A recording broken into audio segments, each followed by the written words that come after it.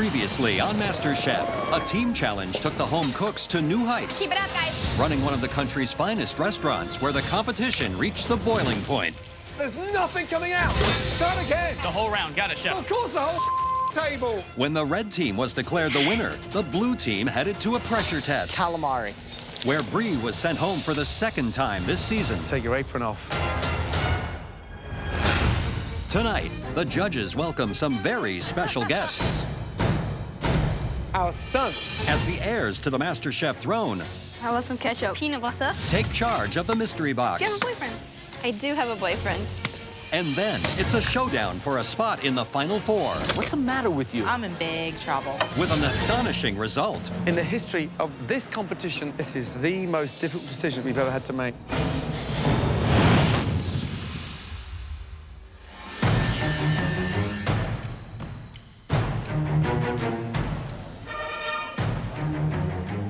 The best feeling in the world. Top 5, this is where the real competition starts. Welcome, guys. Making top 5 is such a big deal to me. 4 people away from the title, from the cookbook, everything. You are the top 5 home cooks in America today. One of you will leave here with $250,000, your very own cookbook deal, and most importantly, the MasterChef trophy. We're about to throw you a mystery box curveball. Tonight, we have some VIP guests that will be putting together the mystery box. Please welcome our sons.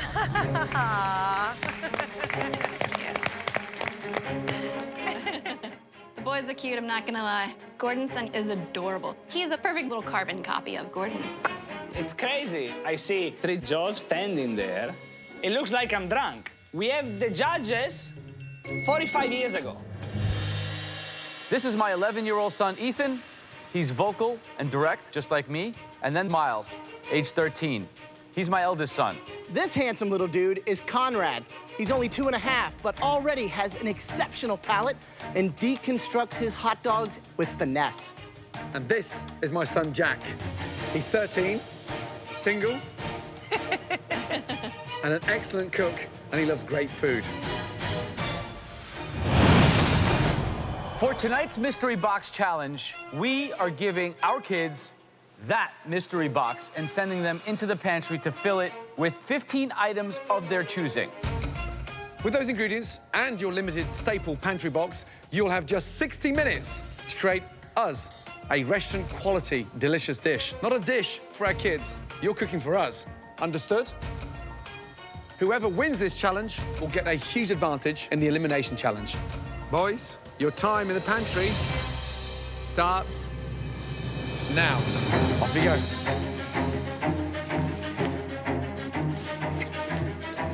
This could be very big trouble. A bunch of kids have been given power over us, and now they're gonna pick stuff. They're gonna grab the most random things possible. I like this. Super. We're all screwed, I think. Anyone for a glass of wine? Yeah, how about some ketchup? Ketchup looks good. I'm thinking they're gonna be picking everything from chocolate to vegetables, the things that just don't go together. And pieces. Because they want to screw us up and see how we handle it. How about they make some coffee? Yeah, sure. Coffee seems good. Where's the bacon? They're gonna have a sweet tooth. Peanut butter and hazelnut spread. Mini pineapple. Gonna be making desserts probably today. Yes, mini marshmallows. I think this is pretty good. Here we go. Wow. White chips, chocolate spread. Mmm, nice. Ketchup. Wow. Thank you, guys. Peanut butter. Man. Peanut butter. Jack, I just felt like a coconut. you felt like a coconut. Yeah. Okay, great. Oh, come on. Marshmallows. I mean, honestly. Baby pineapple. Passion fruit. Finally. Wow. Some bacon. Oh, Here we go. We've gone back down again. Cheese slices. Seriously. Maple syrup. Bananas. Blueberries. Fresh strawberries. And puff pastry. Wow, wow, wow.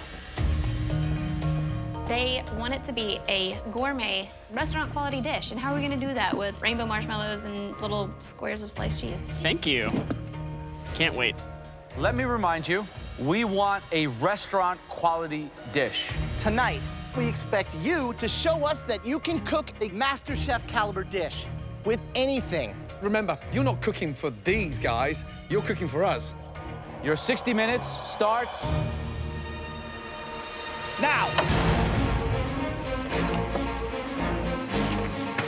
There's a lot of ingredients in there. But I mean, this is so exciting to see how good they can become with unfamiliar ingredients. It's very, very tricky. They're out of their comfort zone, and we're asking them to perform at a very high level. So we should see which ones have the skills to manipulate these raw But ingredients. tonight has to be about desserts. What desserts would you make? I would do a stunning white chocolate millefeuille with some caramelized banana. I would go on a tropical route, maybe even try to do a pineapple carpaccio, garnish it with some of the passion fruit. Tough one, though. I'm doing tropical pancakes. I'm gonna do a coconut, I'm gonna do a pineapple, and I'm gonna do a blueberry, and then have it flared with the passion fruit. I definitely like to win another mystery box. I feel like I gotta show everyone here that I'm still in the game and I'm not going anywhere. I'm making banana cake with peanut butter, buttercream, and a white chocolate sauce. My challenge today is taking this cake to the next level. Hi, Jesse. Jack, it's a pleasure to meet you. What are you making? I'm doing little fruit tartlets. I've got a vanilla cream over here, and then some of the passion fruit, and I'm gonna toast some coconut at the end. Nice. What's the chocolate for? I'm gonna melt that and just do a little drizzle around the plate, just to elevate it. Do you have a boyfriend? I do have a boyfriend.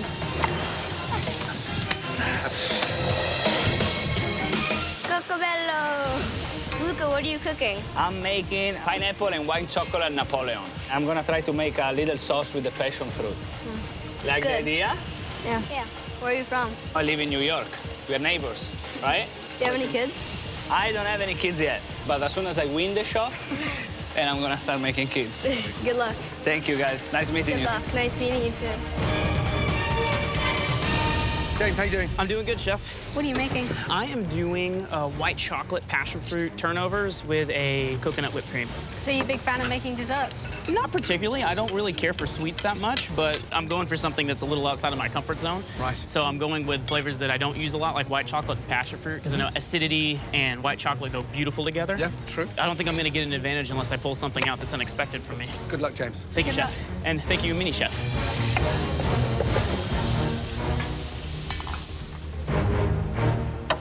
15 minutes to go, guys. So how are your pancakes doing, Natasha? They're doing okay. But are they a restaurant dish? I feel as though these will be. Absolutely. Who's going home tonight? Oh, Chrissy. Don't you like Chrissy? No. Can't stand her. Why? Do you guys ever have those people at your school that are bullies? Yeah. That would be her. Good luck. Thank you, guys. I want to see restaurant quality dishes. I don't want to have to put any of your dishes in the trash. I don't think anyone wants that either. I mean, right now, the shiny stars this evening, Jessie sounds amazing. She's doing, like, little miniature blueberry Napoleons, like little stacks. That's a good idea. James decided to go with a passion fruit, blueberry, lemon popover. There's good flavors. That's classic, It right? sounds delicious. And Lucas Napoleon? Luca seems to be confident. I think he has a very good idea on the plating and the aesthetic of this dish. I'm just wondering if he can pull together the flavors and manage the sweetness of it. Natasha, I was excited, but I can understand crepe three ways, but not pancake. Yeah. Sounds really weird. Last 60 seconds. Start plating, please. Speed, speed, speed, speed. The buttercream starts to melt right away, and I'm like, seriously, this is not gonna work. Let's go. So you got one thing on a plate. Oh, no. Unbelievable. 10, 9, 8, 7, 6, 5, 4, 3, 2, 1, and stop. Hands in the air. Look. Throughout the Mystery Box Challenge, the judges taste elements of all the home cook's dishes as they come together. They now take one last look to choose the top 3 standouts, and the winner will receive a major advantage in the elimination test. I'm actually really proud of my dish. It looks restaurant quality. Let's just hope it works for the judges. Okay, let's be honest, guys. It is way past your bedtime. Say goodnight to our home cooks. I'll see you in the morning. Bye. Good night. Bye, guys. Bye, guys. Thank you, gentlemen. Ciao. See you guys, you're welcome. Good night. Okay, there are 3 dishes that we want to take a much closer look at. One of these 3 cooks will be coming to the pantry, and receiving a huge advantage in the upcoming Elimination Challenge. The first dish we want to bring forward, visually, it had that wow factor. Congratulations. Luca. Yes. Let's go. Right, Luca, that looks beautiful. What is it? It's white chocolate pineapple Napoleon. Nice. The even distribution of the pastry cream looks beautiful. Thank you. I love the filling inside. I thought the pineapple was going to destroy slicing through the millefeuille, but you've managed to get it right. I'm surprised, because you've never been that confident with desserts. And on the back of this performance over the last 60 minutes, you should be. Great job. Thank you. Really well done. Did you think about using the passion fruit or no? It was way too sour. It didn't go together with anything. I love that you are understanding how to edit your food, knowing that I'm not going to put passion fruit on. It's too acidic. I'm just going to leave it the pineapple and vanilla. Super smart. Great job. Thank you, chef. Okay. The dish looks beautiful. It's the best looking dish of the lot. Thank you. It's actually quite good. I think the pineapple is delicious with the cream. A top-notch, excellent dessert. Thank you. Well done. Wow, they all like the dessert a lot. And maybe it's the day I win my third mystery box. The second dish that we would like to examine further, this cook used fruit to elevate their dessert. And they still haven't won one. Please step forward. Jessie. Finally. So what exactly is it? A vanilla cream puff with fruit sauteed in brown butter. Coconut on top. And these are all cream puffs, so they're all with like a chantilly cream? The chantilly cream's in the middle. That one's a sauteed blueberry with some lemon zest and sugar. And then the other one is the pineapple passion fruit. It's simple, yet refined. Great flavors, great use of the really bizarre mix of crazy things that our kids picked. And you did really good.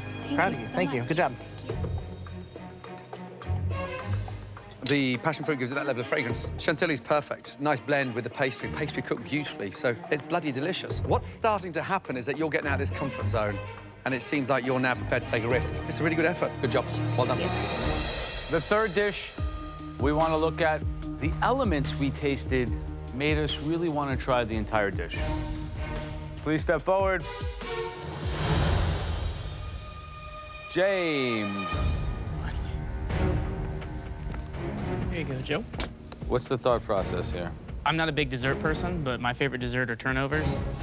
So I just made a white chocolate passion fruit turnover with a little blueberry mint puree underneath and a little whip of cinnamon sugar and coconut. Very foo-foo for the big bearded man. I know. Kind of a weird thing for me to make.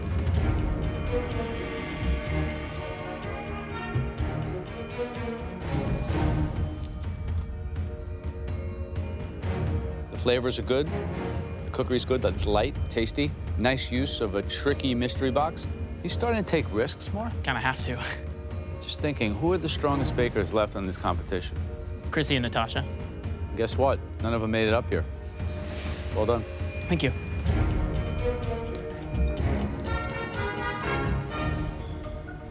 The flavor is incredible. Unbelievable. Love the filling. The mint and the blueberry just lifts it up and just sharpens it. I didn't think you had that kind of technical ability to nail it. So for me, it's a welcome surprise. It is absolutely delicious. I wish everybody standing behind you could taste it. Good job. Wow. A good dessert. I'm shocked. You used pre-made puff pastry. Congratulations. I feel really cheated. I'm actually really annoyed because, like, you know, here I am making something from scratch. I don't know. As a baker, I'm kind of offended. Tough one, this one. Tough. Not only that, but you've got 3 stunning dishes. Winning a mystery box is super important, especially at this stage of the competition. I need to win this mystery box.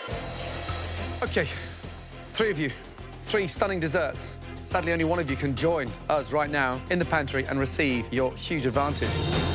The person who cooked the best restaurant quality dessert this evening. To be in the top 5 and have never won a mystery box, that's like the stupidest thing I've ever heard. I have to win this one. I doubt I'll go any further if I don't. Congratulations. James, well done. Wow. Great job. I never thought I would win a mystery box with baking. That's pretty awesome. Now, are you ready to receive that huge advantage? Yes, chef. Let's go. Good job, James. Bye, guys. Good job. What took you so long? The winner of the mystery box is now in control of the elimination test. James, welcome to the MasterChef pantry. James, your first advantage for winning the mystery box challenge is that you will not have to cook. You are safe from elimination. James, congratulations. Welcome to the Final Four. Amazing. Tonight's theme is so important. We're about to give you the greatest dishes that Joe, Graham, and myself have ever eaten. The first dish was served to me in Singapore by one of the best chefs in the world. It is waku gin, marinated botan shrimp with sea urchin, custard, and the finest Osetra caviar in the world. Jeez. It's pretty impressive. Your next choice, for me, has so many great warm memories associated with it. It's a dish that my grandpa Franny made with me when I was about 12 years old. We went out crabbing in the Chesapeake Bay. My grandfather's soft-shell crab sandwich. This has the most important connection with myself. The next dish was, in fact, made by a phenomenal, elderly, toothless lady, Mrs. G. Hai. We were on a tiny boat on a floating fish market on the Mekong Delta in the middle of a monsoon in Vietnam. This bowl of Hu Chu Mai, a stunning, delicious, slow-cooked pork noodle soup. This, James, is the greatest dish I've ever eaten. Please, James, step up and come and taste all three dishes. Where to begin? So first, you need to try waku gin.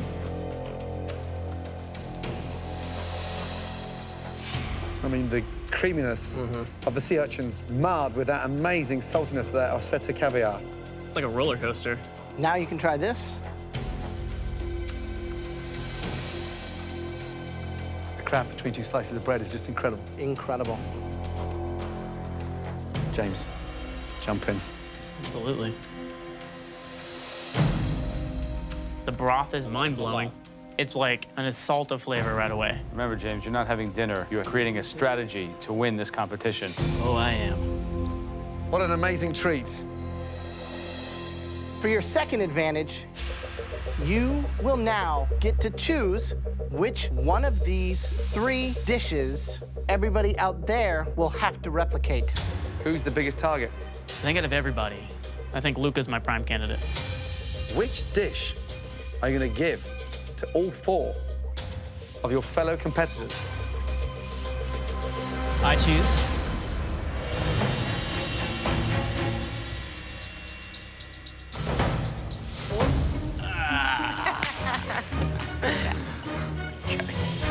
That's right, everybody. Not only did James gain immunity, he also got the chance to make a critical decision. In the pantry, we gave James the choice of three incredibly meaningful dishes. Meaningful because they were the greatest dishes that each one of us have ever eaten. The dish that James chose, that dish is my dish. The most amazing Vietnamese pork noodle broth.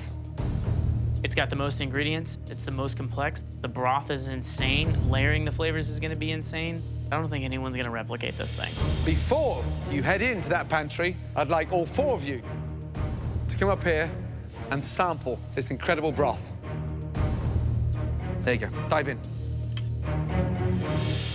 I'm terrified about the Vietnamese soup. And we have to recreate those flavors just tasting the dish. Chrissy, what do you think of the broth?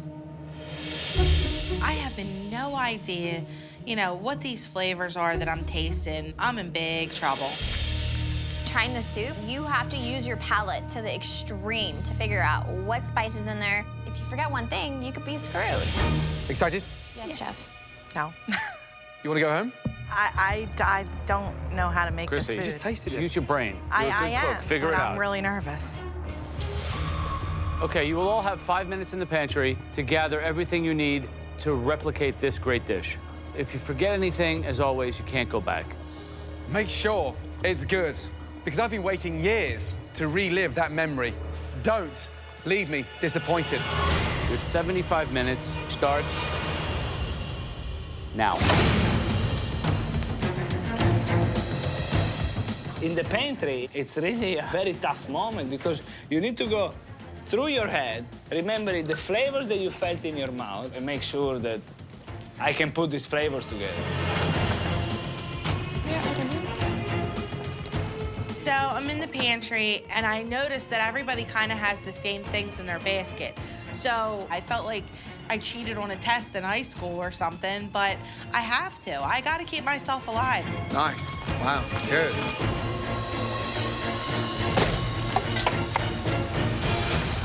What could be the most fundamental error a home cook is making now in the beginning of this soup? Where it becomes so spicy, you can't identify the sweetness, the sourness, and those vegetables. And if that spice kills that pork butt, you're in danger. The secret tonight is how they infuse that stock, how you blend those spices. That's why you never season this thing at the beginning.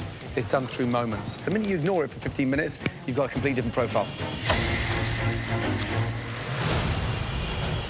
Looking everywhere in my basket, I'm looking all over, and I don't have garlic. Garlic is extremely crucial for this dish. I'm pretty much screwed at this moment.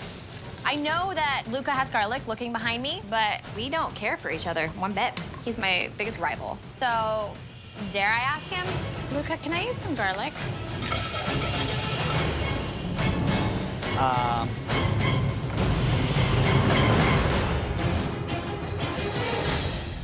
Thank you very much. Natasha asked me for some garlic. Why should I not give it to Natasha? That's not the way I am. That's not the way I want to win. Tasha forgot garlic. It'd be really hard to ever come back from that. She asked Luca, and Luca just handed it over to her. You may live to regret that.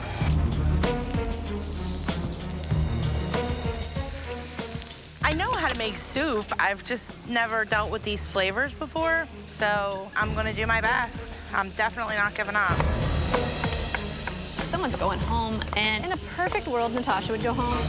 While they're down there cooking away, I'm already in the top 4, so my confidence level's going through the roof. Professionally, I'd like to see Luca leave, because he's the best competitor down there. Personally, I'd like to see Natasha leave. If I get rid of one of those two today, I consider it a victory. Right, Natasha, Yes, chef. how you feeling? I'm okay. That smells nice. What have you got in there? I've got some ginger, some star anise, some cinnamon, some cloves. That smells delicious. Get that in 2 or 3 pans, start reducing that down so you can gain time rather than lose time. Yes, chef. Okay? Good luck. Yes, chef. Luca, what's in this pan? Cinnamon, star anise, black peppercorns. I didn't season it yet because I know they're reducing it. Why don't you put salt in it? What's the matter with you? Okay, I'm putting the salt. Then you're gonna tell me it's too salty. I don't want Without too much the salt. salt? I want it to be the right amount. I know. Salt is like a magnifying glass Okay. for flavor. Okay, you're right. Come here. You gave her the garlic? Yes. What's the matter with it? If I go home tonight, it's not gonna be because I gave her the garlic. You sure? Honestly, I don't really care what the other people is going to do. I just want to have the best dish over here, save myself, go up there, and relax. Good luck, Luca. Thank you. Right, how you doing? I'm doing my best, chef. What have you done with the pork? I seared it off, and it is in the pressure cooker. Do you think you can nail this? Trying my best here. When you come across something that you don't like, why turn your nose up at something so delicious? No, I didn't turn my nose up. I was afraid of it. You're good out your comfort zone. Stop doubting yourself. So adapt. You'll surprise yourself. Okay? Got it. Come on. I want some spice. Jesse, how we Hey, doing? chef, doing good? Does this dish scream social circle or what? Not at all. This is your broth right here? There's not very much of it. I know, there's not very much. Why is it so acidic? Do you already add the I lime? just squeezed some lime in there right before. Remember, lime is it's just like when you're cooking a piece of fish. Last second, just to brighten it up. The more it cooks, it starts getting bitter. Gotcha. Good luck. It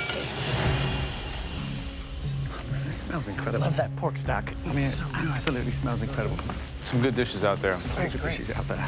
I mean, Natasha is absolutely nailing it. 2 pans on with the broth, One that's a natural broth, one that's already a fragrant broth, and she's reducing and adding all the time. Almost like a risotto, every time, a little ladle. Jessie, being from Georgia, none of these flavors are there, but she's always on this boat, right? Yeah. She's stewarding it. Yeah. And you're going to run the Caribbean. You've got all those spices, chili, cilantro, a lot of those herbs that are in there, right? Chris's tastes nice. It's got that hearty flavor. It's got no garnish in there yet. It's got no pork butt in there, but she's got a nice base to it. A good Italian cook knows how to make a great chicken stock. If you just take the Asian version of a chicken stock, you can turn the soup into something that's good. You understand how to extract flavor. It's very difficult to judge, though, because with so many different stock pots, the formula that comes together at the last minute when they serve it to us is the one we It's like a potion. James, from up there, who is looking good right now? I think out of everybody, Luca's looking the best.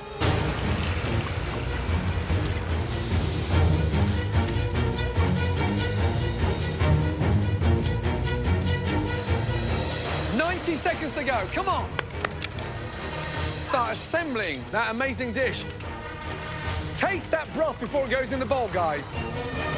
10, 9, 8, 7, 6, 5, 4, 3, 2, 1, stop.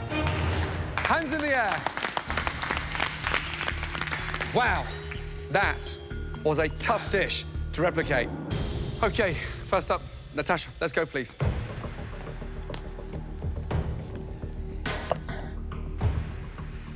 It looks like it's in well proportion as far as the vegetable, noodle, pork, maybe a little more pork, but I like the color that you got on it. You seared it all the way around before putting it in. Yep, all the way around.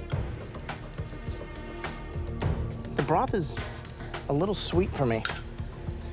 Everything else is great. That pork shoulder, the braise, all the vegetables, everything's in proportion, but that broth, that should be the star, it's kind of like a supporting role. Okay. But I think that overall, everything in here cooked perfectly. The flavors are all there. Good job. Pork is delicious. It's cooked beautifully. Did you add any of the pork juices into your broth? I added just a couple tablespoons. It's slightly missing on that sourness, just to sort of balance that sweetness, that caramelized sort of stock. However, you got the right balance of the pork to the noodles. Vegetables, stunning. It's good. It's very good. Thank you.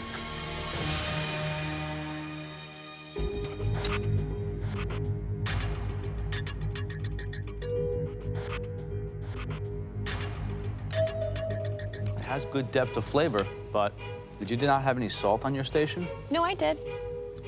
Why didn't you put any in here? I put salt. I just didn't put enough. The lack of salt makes it taste sweeter than it even is. Yep. I applaud the effort. The dish is good, but is it good enough to keep you in the competition? I'm not ready to leave this competition. Natasha's dish looks pretty good. I think the judges are like on the fence, but at this point, everyone is a great cook. And right now, there's a good chance she can go home. All right, next up, please, Luca.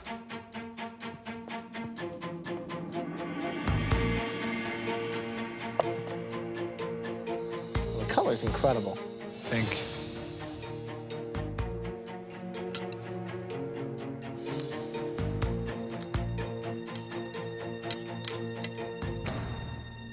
That's perfect. That's nice sear on the pork. Everything's in proportion.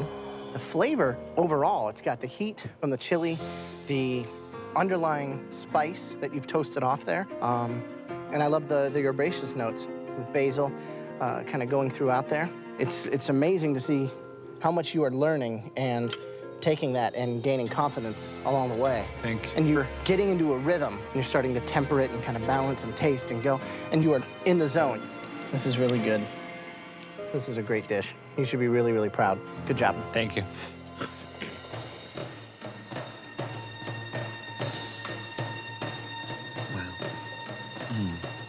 See, this is so close to that amazing, salty, sweet, spicy, delicious broth. Honestly, just takes me back to that boat in Vietnam. Mind blown. The smell is incredible. I love the energy that you put into it. You're really seriously hitting the mark. Great job. Thank you. Seriously, honestly.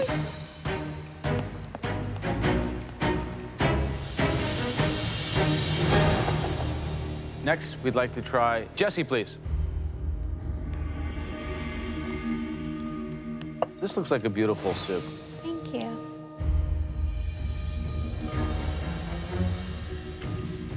The broth itself is beautiful, right thickness.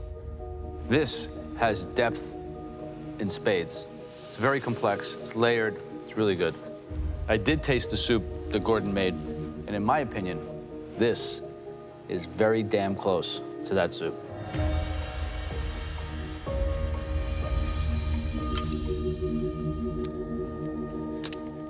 It's delicious. It's fragrant, it's spicy, but it's got that crunch because the vegetables are raw. If there was one thing that I'd like to kick back on, it's the sourness. The lime should be in at the end. However, it's a bloody good effort. I just love the way you fight back every time. Every challenge, you're nailing it. Thank you. Thank you. Well done. All right, next up, please. Chrissy. I don't particularly enjoy Asian food. I've never been so intimidated or nervous in my life. I really tried, and I think I did all right. Ah, you got everything in there. Chilies, cilantro, basil, lime, carrots, bamboo. I didn't think you were gonna get all in there. So, not a big fan of Vietnamese food or just not exposed to it as much? I've never been exposed to it. The flavors are all there. The negative would be that it's overspiced. I wish that it was a little more concentrated in flavor, but I think that overall, everything in here is cooked perfectly, and everything else is equally balanced, and it's a very valiant effort. Good job. Thanks.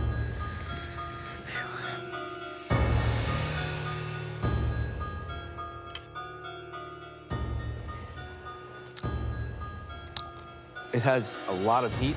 I get like a spice on the outside of my tongue, on the front palate immediately. But ultimately, it's very complex. It's layered. It has a lot of flavoring in the broth itself. I think it's a good effort. I think it's kind of indicative of your trajectory and your journey here. Yes, you're trying. Are you hitting it on all levels? No. But this is a pretty impressive effort. Thanks.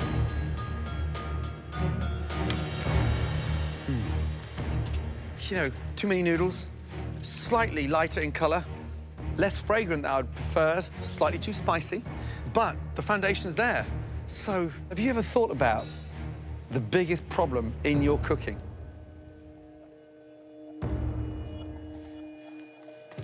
Come here. It's you. Break down the barriers. But you're so tense about, not for me, I'm gonna stick to my comfort food in Philly. Get out of that and open your mind. You'll surprise yourself because you can cook. That is a good effort. Thank you. Mind blown, all of you, because I'm struggling to find a lot of fault across all these dishes. Spectacular performance by all four of you, but you just made it more difficult for us. Therefore, we need a minute, please. Damn. So difficult decision. It's very tough, because we are all very good. I'm just proud of myself that I got close on the dish. Yeah, that's good. Really We all proud did. of I mean, we myself. should all be proud of ourselves. Please let Natasha go home. It's time. Natasha's knife skills and vegetables were great. Yeah. They look professional. But she spent too much time being technical. Right. I'm getting a little nervous because they've liked everyone's dish. The smallest little mistake could send someone packing. Anyone could go home today. Yeah, tough, very, very tough, especially when it gets down to this four. I thought it was gonna be too sour, and it wasn't sour. It was absolutely on the button. He made a base and then took that pork stock that was cooking down and mixed them all up like an alchemist. The longer it sits there, the better it got. It was so close. I mean, You know, not a clear worse. Right. There's not, yeah, tough, very, very tough, especially when it gets down to this four. The judges liked everyone's dish. And I'm kind of looking around and I'm realizing, I'm like, I have no idea who could go home from this. Jessie, Chrissy, Luca, Natasha, please come down to the front.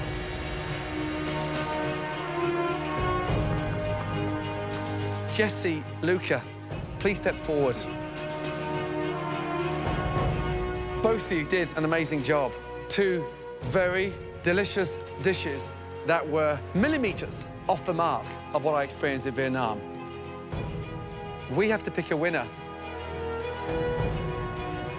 Luca, congratulations. Thank you. On the best dish of the night. Both of you, Congratulations. Thank you. You're in the top 4. Off you go. Well done. You know, as much as I don't get along with Chrissy and there's things that I can't stand about her, I feel as though deep down in my heart that we just don't deserve to go home. Natasha, Chrissy. Again, 2 strong performances. That was an extraordinary challenge. You both came up with stunning dishes. This is where it's very hard for us, but we have to make a very tough decision. Natasha, you cook like a dream. You've wowed us on so many occasions. You have the technical ability to cook like a professional chef. Chrissy, you've been in all the pressure tests, yet you fight back. If anyone confirms food's about an emotional journey, you're the one. This is one of the most difficult decisions we've ever had to make. Chrissy.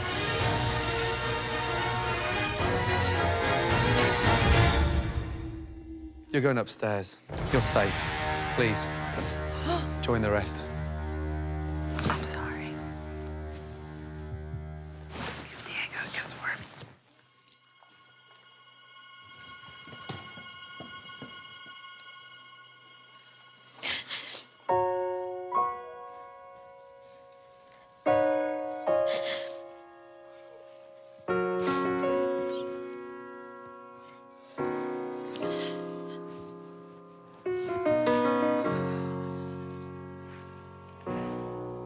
Natasha, tonight was an extraordinary challenge. And all 4 of you put in an amazing performance. It is so difficult and so unfair because you produced a great dish. Natasha, this is just way too close to call. You are joining everybody else on the balcony because you do not deserve to go home. I am sorry. The dish was that good, and we cannot split the performance that all of you put in tonight. It was that close. You were that good. Get upstairs and join the rest of them. It's been extremely challenging to put aside my family and focus on something other than them. But seeing that MasterChef title and being so close to it has just put everything into perspective of why I'm really here. That's all I want to go home with, is that title. That is the first time in the history of this competition that we cannot decide who put out the weakest dish this evening. All of you pulled off a virtual miracle. Get some rest, because next time you see us, if you thought that was pressure, we've just gone up to a different level. Good night.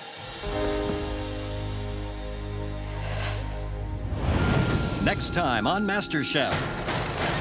Hey, y'all! Welcome, Paula D. Heck yes, now I get to cook Southern. Paula hosts a charity lunch. How about a little gator tail? I never made alligator before. The final 5 home cooks face off with some Southern cooking. Some things you just have to fry. As the top 5 become the final 4.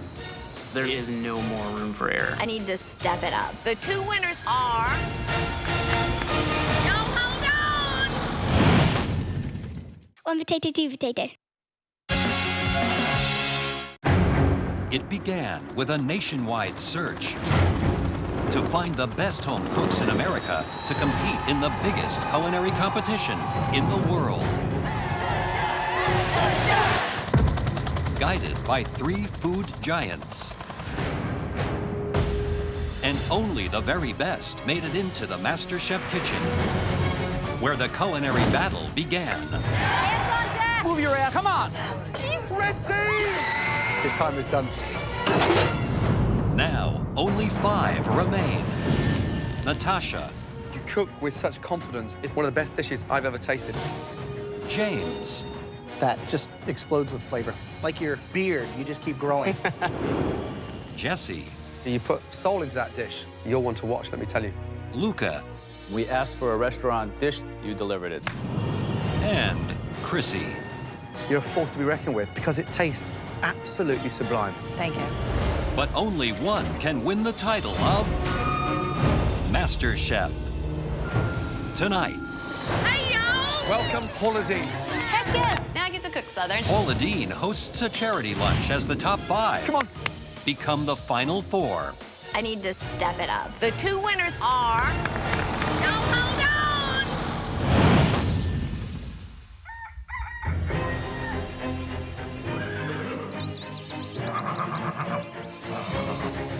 MasterChef's 5 remaining home cooks have been brought to a ranch outside of Los Angeles to cater a very special lunch party thrown by a mystery host. Welcome, everybody. What a stunning day to be at this phenomenal ranch. Look at it. There's gonna be a huge party today, and you 5 will be responsible for all of the food. But it's not our party.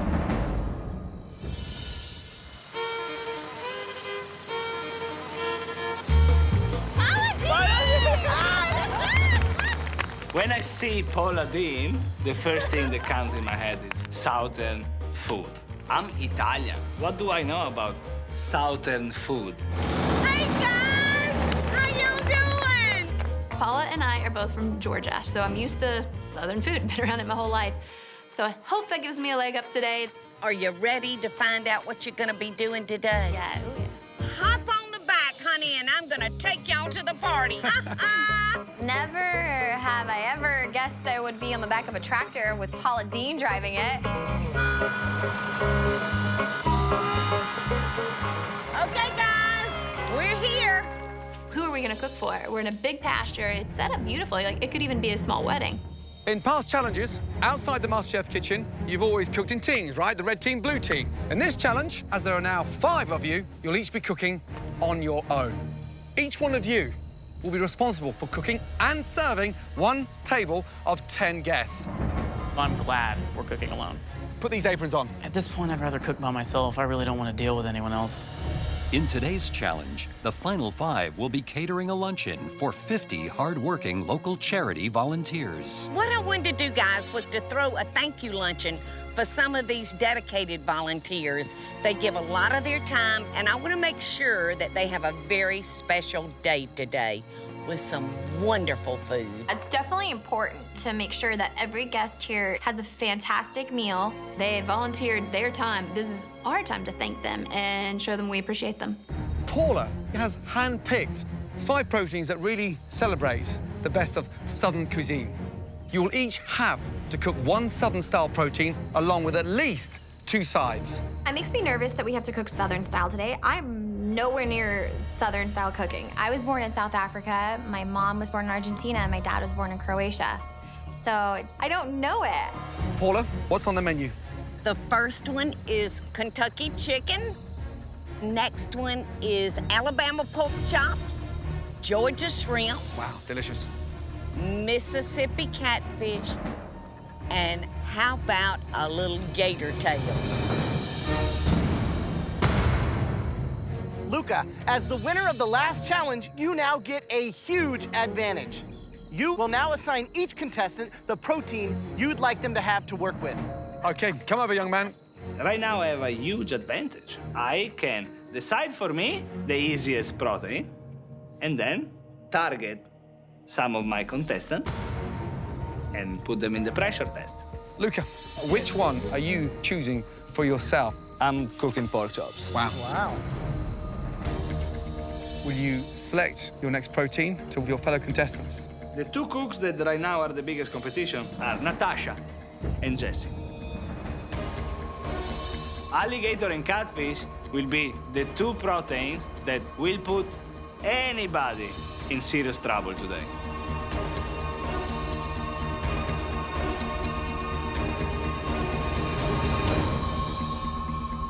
Natasha, what have you got? I've got catfish. Okay, Jessie. Wow. How do you feel being dealt alligator? Smart, because I've never cooked with it, but I've never seen raw alligator meat in my life. I don't even know what it's gonna look like. But I need to prove that I'm meant to be top 4, so I've got to step up today. Chrissy, what have you got? I got shrimp. James. Luca gave me chicken. I could not be happier about this. I've got a couple of badass recipes in my head, and I'm ready to pull these out. All right, guys.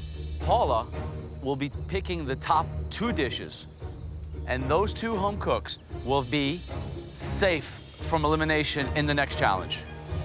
Think of it this way. Paula will be giving 2 of you a fast track to the final 4 of MasterChef. It would be amazing to have that advantage to make it through the top 4. Last time I was almost sent home. I don't want to be in that situation ever again. All right, you have 90 minutes. Your time starts now. Let's go, guys. In this challenge, the 5 remaining home cooks will have 90 minutes to prep, cook, and serve their entrees to a table of 10 charity volunteers at Paula Deen's Luncheon. Paula will taste each dish, and she will pick 2 winners from this field challenge who will not participate in the next 2 challenge. straight into the final 4. Straight into the final 4. Yeah. I was slightly concerned the way Luca chose the pork chop for himself. That's like one of the least forgiving, I think. It dries out in a second. Yeah. I think Luca underestimates how good James is because that's a dream ticket for him, the chicken. How about Chrissy and the shrimp? How many pressure tests has she been in? I think she's going to nail it. I think that Jesse's going to have a hard time with the alligator. She's tasted it before, but she's never cooked it before, so that could be a big no-no for her. Yeah. I think that Paula, she's going to really be impressed with a smart and intuitive cook like Natasha. With 60 minutes remaining before service, the judges check in with Luca. Luca, why pork chop? Because I thought that shrimp and chicken were just too easy, guys. It's not the time to play safe anymore. Those are the sweet potatoes. I'm making a puree. The puree is on the side, and I have the Brussels sprouts with bacon. Who's going through to the top 4? Which 2? Probably me and James. So Chrissy, Jesse, Natasha in the pressure test. Yeah. Right, Natasha, how you doing? Good, Chef. Can we taste the slaw, please? Sure. That's so pretty. That looks lovely. What's in there, please, Natasha? So I've got a little bit of mayonnaise, Cajun seasoning, a little bit of jalapeno. That's lovely. How are you cooking the catfish? Let it sit in some buttermilk. I'm gonna add some spices to it. Right. Yum. Good luck. Thank you.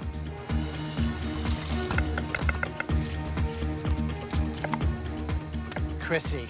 What are those? Fried green tomatoes, Those are Chrissy. fried green tomatoes. Where are the shrimp? The shrimp are marinating How are you gonna cook them? citrus. I'm gonna grill them. Are these collards? They are collards. Paula is going to pick 2 of you to catapult straight into the final 4. It's gonna be me. It's going to be you and who else? James. James. Luca is not familiar with Southern cuisine. Well, your fried green tomato are excellent. Thank you. Right, Jesse, what's in the fryer? Hey, alligator. I just had one idea, just to see it in the fryer to see if I like that. Very difficult. 30 seconds over, it's dry. And how are you going to season that? Some garlic, I've got some different spices. That's the way I cook mine. Tell Paula what your sides are. Macaroni and cheese with some andouille sausage. And then I'm also gonna do green beans. I'll tell you I'm in like a garlic butter sauce. Sounds good, Jessie. Good luck. Good luck, darling. Thank you, hon. Just under 15 minutes to go, and Paula's esteemed guests are arriving now, guys.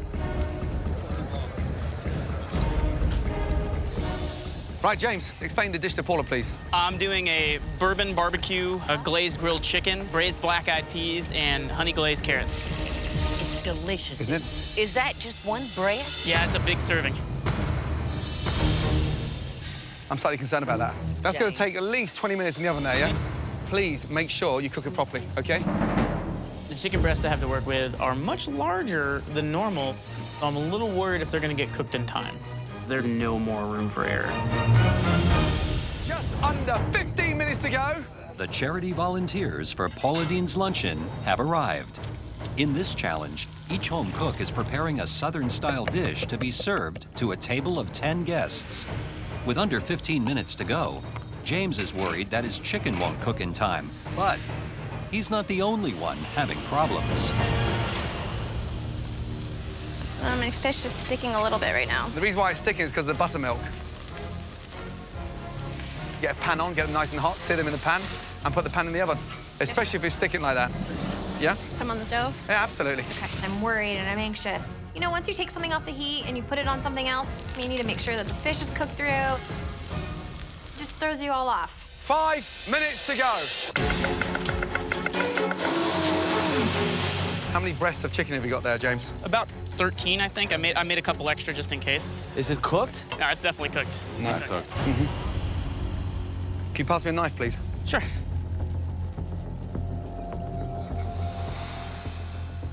James.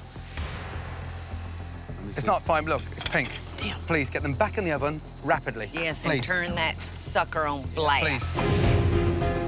The chicken is not done, and I'm kind of screwed. I've only got like 4 minutes left, and I hope to God these can get cooked in time. Last 2 minutes, guys, come on. Please, start plating. Hot damn. Now it's time to cut the pork chops. I got to the first one. I cut inside. And it's perfect. Nice, juicy. How do you say? On the money? I made a beautiful plate, and the shrimp tastes great, so I got this. 10, 9, 8, 7, 6, 5, 4, 3, 2, 1. Guys, you've got to start serving. Let's go.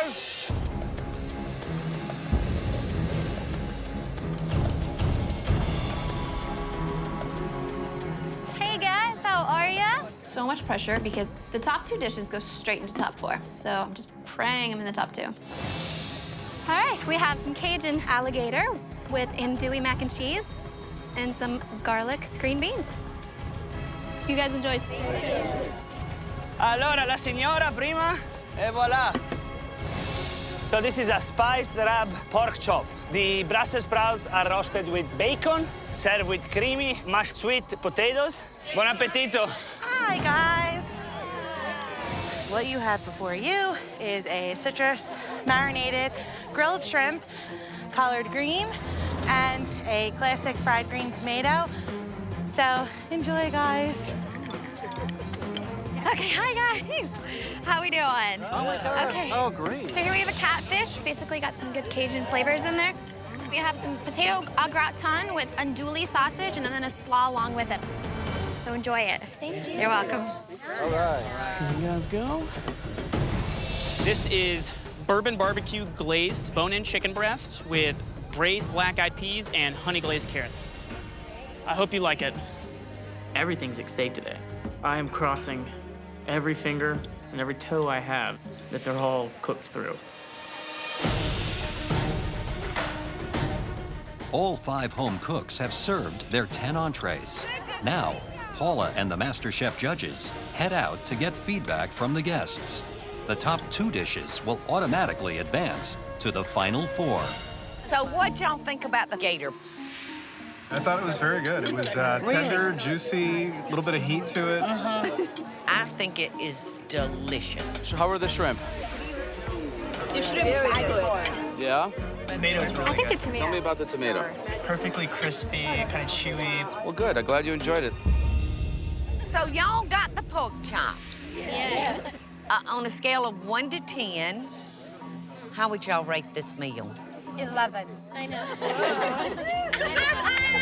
Our home cooks' dishes have been earning rave reviews until Gordon notices an issue at James's table. Damn, yours is still undercooked there. No, dear. Would you like another one? Yes, please. Damn, excuse me. James! Come on, quick! Yeah, to get it back on the grill, please. On the table there. I'm floored right now. I didn't want that to happen. You got one sent back? Yeah. Jeez, man. Oh, man, that's raw. There's no coming back from that. So what'd y'all think? My fish was a little undercooked, which was disappointing. You know, I see what you're talking about, and I'm gonna pass on the fish. Who all had an undercooked piece of fish? I had like bits and pieces. I like sashimi, but... So how about yours, baby? Mine was undercooked, too. You know, we tell all these young people coming through, don't overcook fish, don't overcook fish. She did not. I am so sorry. I apologize about that. Does it at least taste good? It tastes good? At this point, James served the raw chicken. We all know what happened when you serve raw chicken. With all plates served to the guests, the judges check in with Paula, who has the power to select the top 2 dishes and fast-track the winners to a place in the final 4. James's chicken breast. So James made a huge error. Yep. I think putting on a piece of chicken that big showed his inexperience, and the dish suffered because of that poor decision. Natasha's catfish. I'm amazed that Natasha didn't fry that catfish. I know. Joe and buttermilk dredged it and fried it. Some things you just have to fry. Jesse's gator with mac and cheese and the green beans. I think she nailed the alligator. It's a tough meat to get right, and she got it perfect. I love the coating that she put on it. Everything on that plate was delicious. Luca's pork chop. I thought the cook on the pork chop and the courage of serving a double-cut thick pork chop, moist like that, was delicious. Luca knew just what he was doing when he picked the pork chop. Chrissy, shrimp. I like the finishing on the shrimp. I quite like that sweet and sour with the lemon and the lime at the end. You know, Chrissy knows how to cook shrimp. We know that. She's nailed it. Yeah? Paula, do you have the top 2 best dishes today that you're going to send straight into the top 4 of this competition? Yes, I do, Gordon. Right. Let's tell him.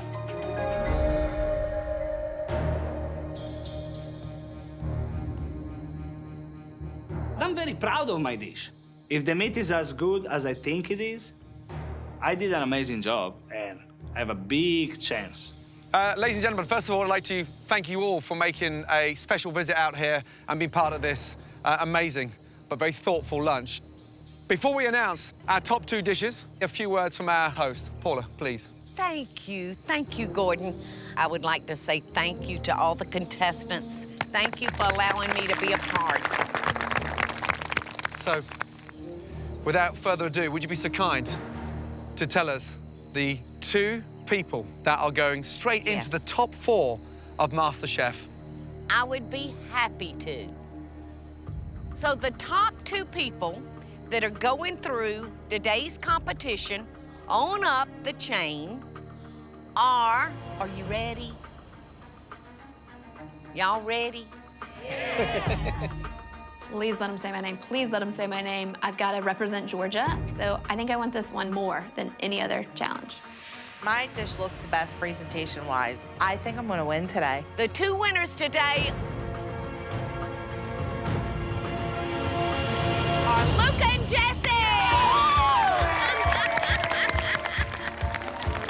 Yes!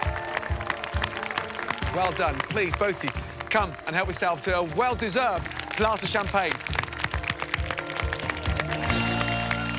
Congratulations. James, Natasha, Chrissy, we will see you 3 back in the MasterChef kitchen, where one of you will be sent directly home.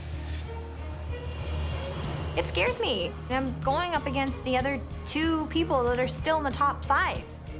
So that's not easy. I have to cook my way into the top 4 tomorrow. That's fine. Based on what I'm up against, I'm not too worried.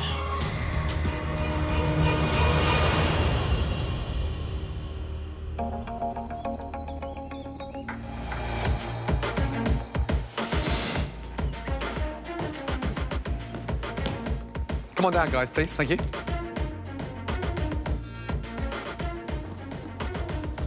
Welcome back to the MasterChef kitchen. Luca and Jesse, congratulations. You are now officially in the final 4. As well as being safe from elimination, the advantage we're about to give you will probably decide which of these 3 goes home tonight. We're asking both of you into the pantry. Let's go. This is a game changer. The fact that they're back there with them, figuring out whatever we're gonna do. At this point, I'm scared now.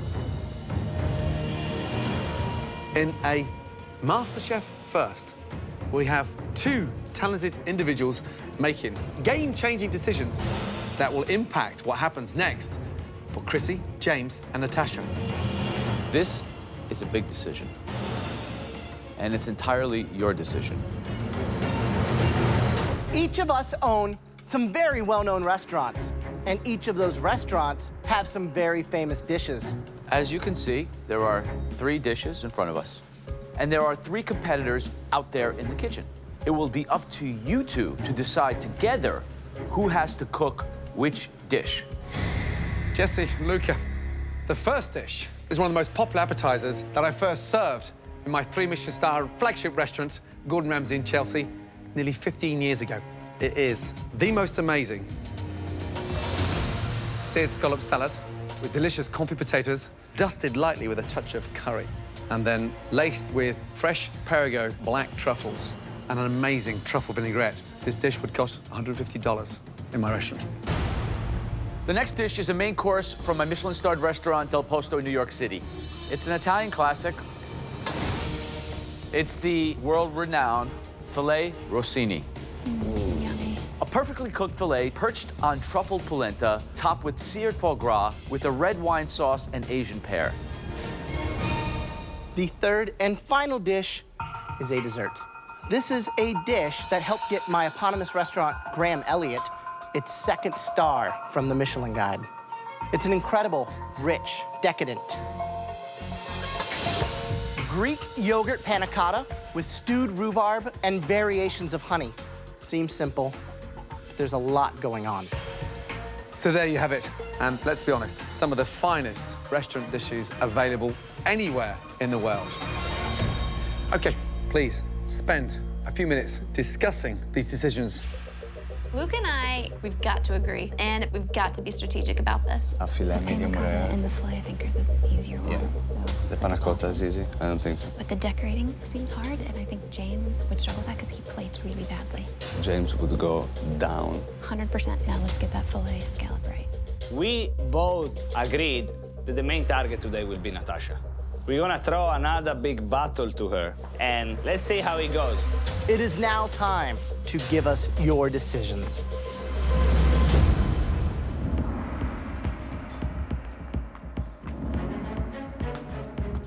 As you can see, there are 3 dishes in front of you. Luca and Jesse decided which dish each of you will cook tonight. The person who cooks the worst dish will be leaving this kitchen forever. The first dish is an appetizer. It is a stunning seared scallop salad served with a delicious truffle vinaigrette. The next dish is a main course, filet rossini, topped with seared foie gras. And the third dish is an amazing dessert.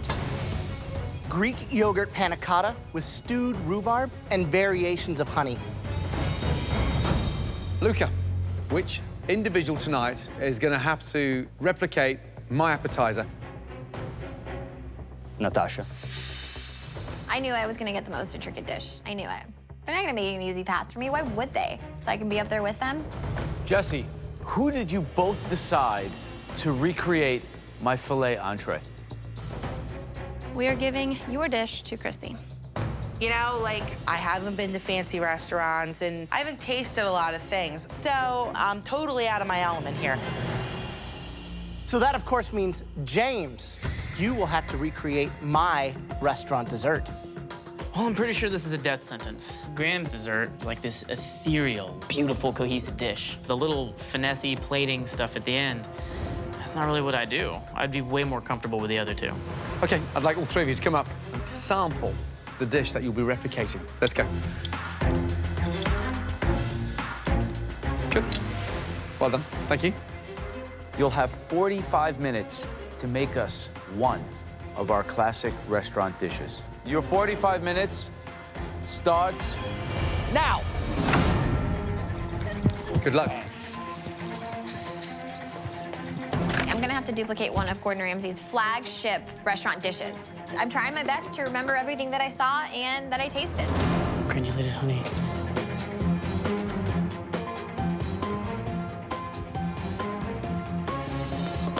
This is, in all honesty, the toughest challenge these 3 have faced so far. What is the timeline of what gets cooked when in your dish?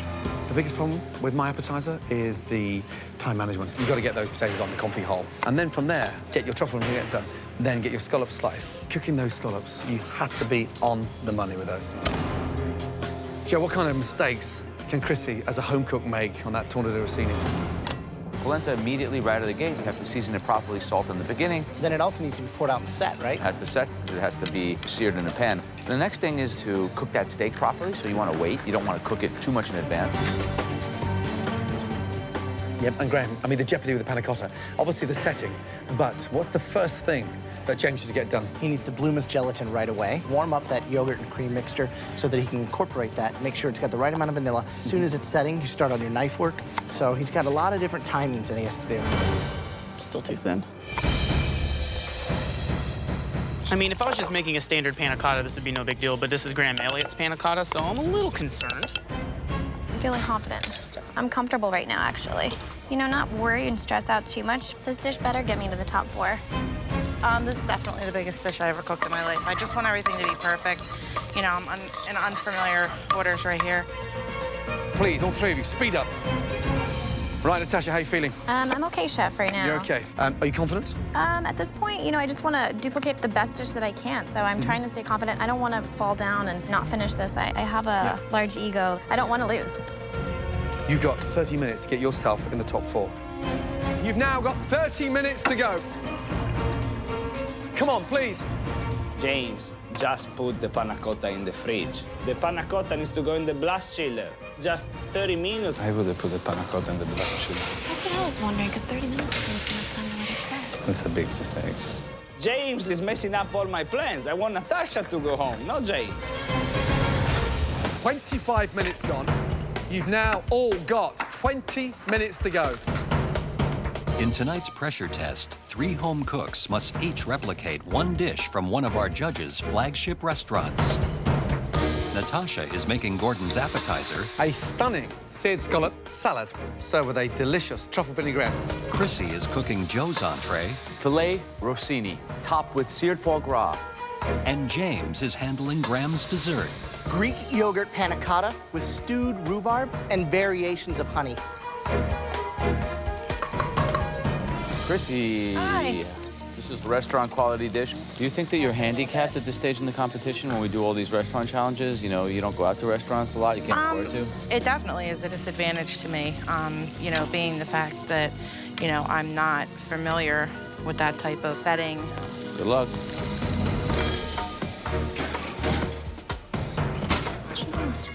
I see Chrissy put her filet in the oven after she'd seared it for a long time. So we're thinking she's overcooking the heck out of it. That was very stupid. James, is your panna cotta set? Yeah, I've already got it in the fridge. Now, the gelatin, how did you bloom that? Just in some cold water in a small bowl until it started to puff up, and then I mixed it in. Was it bloomed all the way? Bloomed all the way.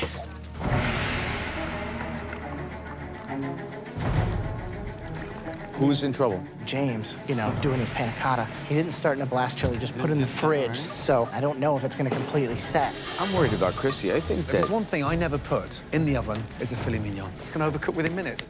But Natasha looks the most composed. Yeah. I think she has everything lined up, all the stations. Well, you know, it just takes a perfect. lot of courage to leave those scallops on the cutting board and then put them into the pan with 3 minutes left, which is, I think, what she's going to do.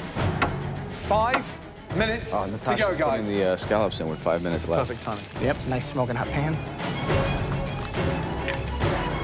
Finesse, guys. Gotta go. Don't have time. You've got to start plating. Ooh. Ah, sweet Lord. Thank God. Let's go, let's go. 75 seconds to go. Come on. Got to start plating, Natasha. James, we got to make sure all that condensation's off that bowl so it doesn't drip into the panna cotta. Last minute, guys. Let's go, Natasha. Get him in that circle. Come on, guys. Get some truffles on there. I'm not gonna make it. She's panicking, she's panicking. 10, 9, 8, 7, 6, 5, 4, 3, 2, 1, and stop, guys. Hands in the air. Well done. From here, they look incredible. We asked each of you to replicate one of our famous signature dishes. Let's start off with the appetizer. Natasha, let's go, please. I feel pretty confident with the actual structure of the dish itself. And just by looking at it, it looks so close to what Gordon did on his plate. First of all, visually, you've missed half the sauce off here. Yep. And a bit of extra truffle, but love the sear on the scallops. And uniform-wise, there's no potatoes that are bigger than the scallops. There's no scallops bigger than the potatoes. Cooked beautifully. And it's delicious.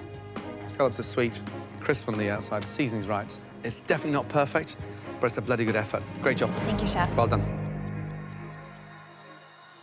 It's beautiful, and this is also probably the most technically challenging because of all the cooking techniques involved. Here are the key things. The scallop, this is literally cooked perfect, and you can see that, how it's white and then goes translucent towards the middle. Melts in your mouth. And that vinaigrette is great. I just wish there was more of it. Me too. Great effort. Thanks. Thank you. So they seem to like it, but I have to hold you accountable to the aesthetic. We asked you to duplicate a dish, and it's not. The dish can even probably taste as good. It needs to look the same. And it is good. The potatoes are great truffle flavor throughout. Too bad. Almost there. Thank you.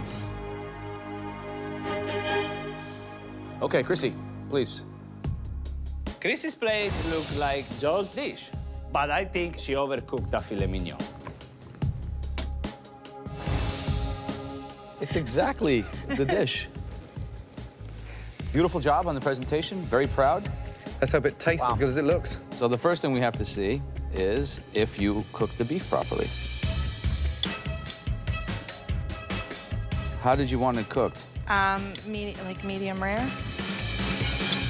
And it's more medium than towards medium rare. You know, I'd rather have it pink like this throughout. You obviously cooked it more on this side, or this is the side that was on the pan down. It's a little bit cooked through. Delicious restraint on the polenta. You can taste the corn. Very good. You left the skin on the pear. That's a mistake. Sorry. This is very, very impressive, Chrissy. I didn't think you had this in you, quite frankly. Thank you. Visually, it looked beautiful. The polenta is delicious. Got some chicken stock in there. I can taste that a little bit too strongly. The fillet, I'm going to disagree with Joe. For me, is overcooked because it's more medium well. You never put a fillet in the oven. You left it to cool down on the tray because it just continues cooking. Presentation, it looked good, but dish slightly overcooked for me. Thank you. We weren't like targeting Chrissy, but obviously none of us are gonna be sad to see her go. James, let's taste your dessert. Graham's dish is so delicate. It's just about timing and finesse, which is tough. How do you think it looks compared to the one that I made for you? Hopefully close. How does that look to you? Close. Yeah.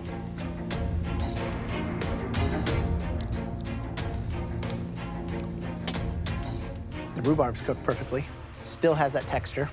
The flavoring with the sweetness and the vanilla bean of the yogurt's great, but the panna cotta isn't really set into a panna cotta.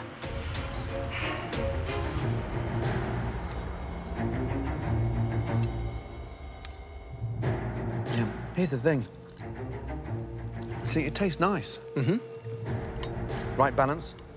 Delicious. Yes. Panna cotta. No. It's such a shame. You've done all the intricate steps correctly. The blend, the honey, but it's not set properly. What a shame. Yep. Thank you. Thanks, guys. James's dish looks really bad. I think he might be going home today.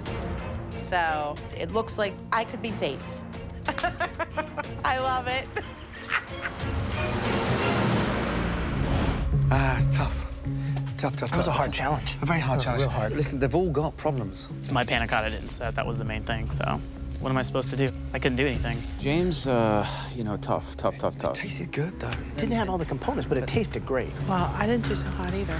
I was surprised with Chrissy. The easiest dish to plate up. The dish looked identical, better than it tasted. My steak was like too overcooked on the one side because I left it in the pan when I took it out because I wasn't paying attention. Well, Natasha's plate, she missed the truffles. She missed some of the vinaigrette, but the flavor was quite good. It was a timing issue. Yeah. That was the issue up against it, but... You guys gave me a tough one because you had to make sure all of those elements tasted good. It is a major decision deciding Huge. who goes home. Final four. Good.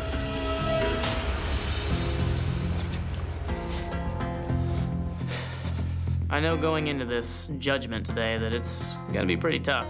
The panna cotta didn't set. This sucks. Please, all three of you, come down to the front.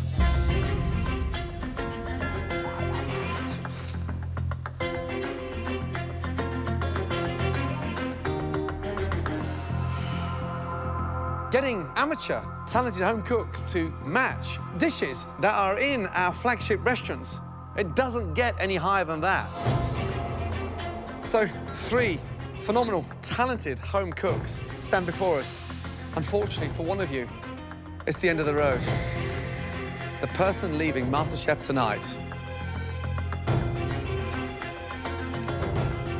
Chrissy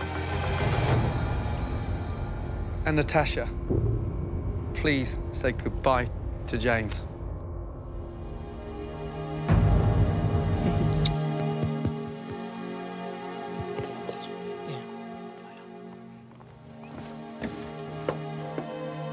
We didn't hit our main target, Natasha. That's who we wanted to send home.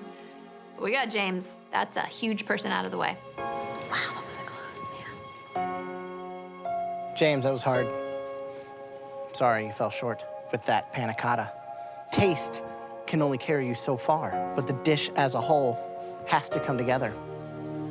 James, you're gonna leave this competition with your head up high.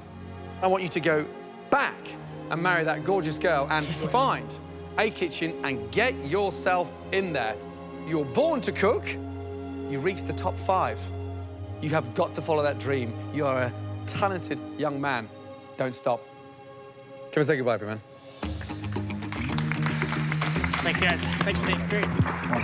Well done. Right, 1, 2, 3, 4.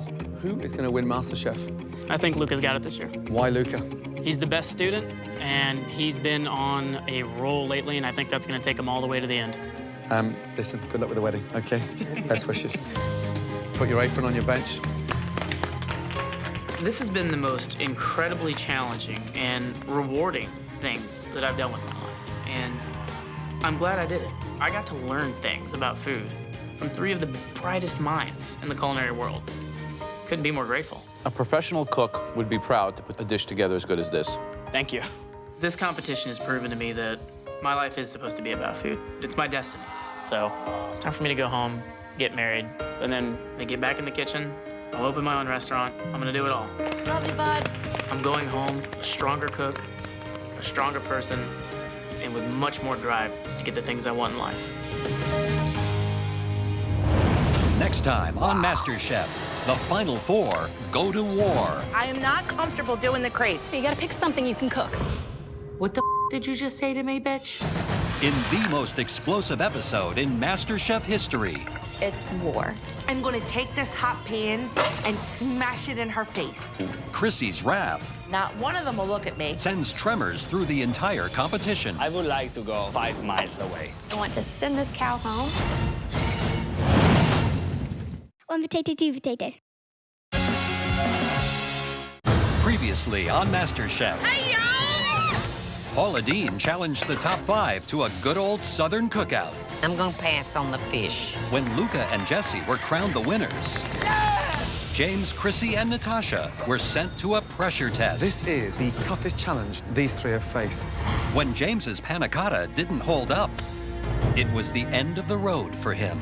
It sucks not being able to make top 4. Tonight, wow, only 4 remain for the biggest mystery box challenge ever.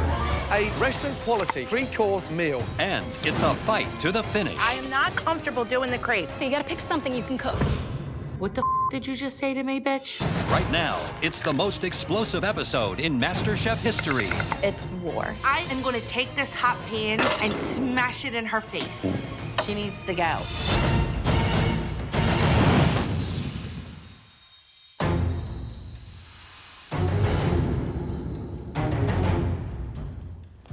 Final 4. I have a 25% chance to win $250,000. It's so close. Wow, like, I am literally 3 people away from winning. And then getting this cookbook, like, aside from my kid, that's been my biggest motivation. There are just 2 mystery boxes in front of you. And behind you, there are just 2 stations set up. You'll be cooking this mystery box in 2 teams of 2. With tonight's mystery box, you won't just be making one stunning dish.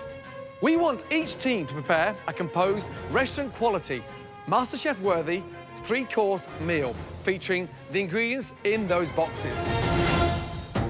Your 2 teams will battle head-to-head. The members of the winning team are going straight into the top 3. The losing team will then face each other in the dreaded pressure test, where one person from that team will be eliminated.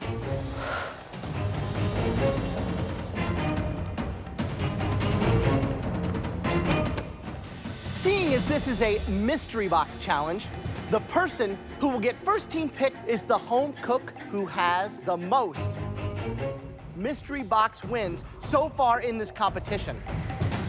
That means with 2 mystery box wins, Luca, you have the privilege now of selecting your teammate tonight. This is the biggest advantage I ever had. Now I really have the game in my hands.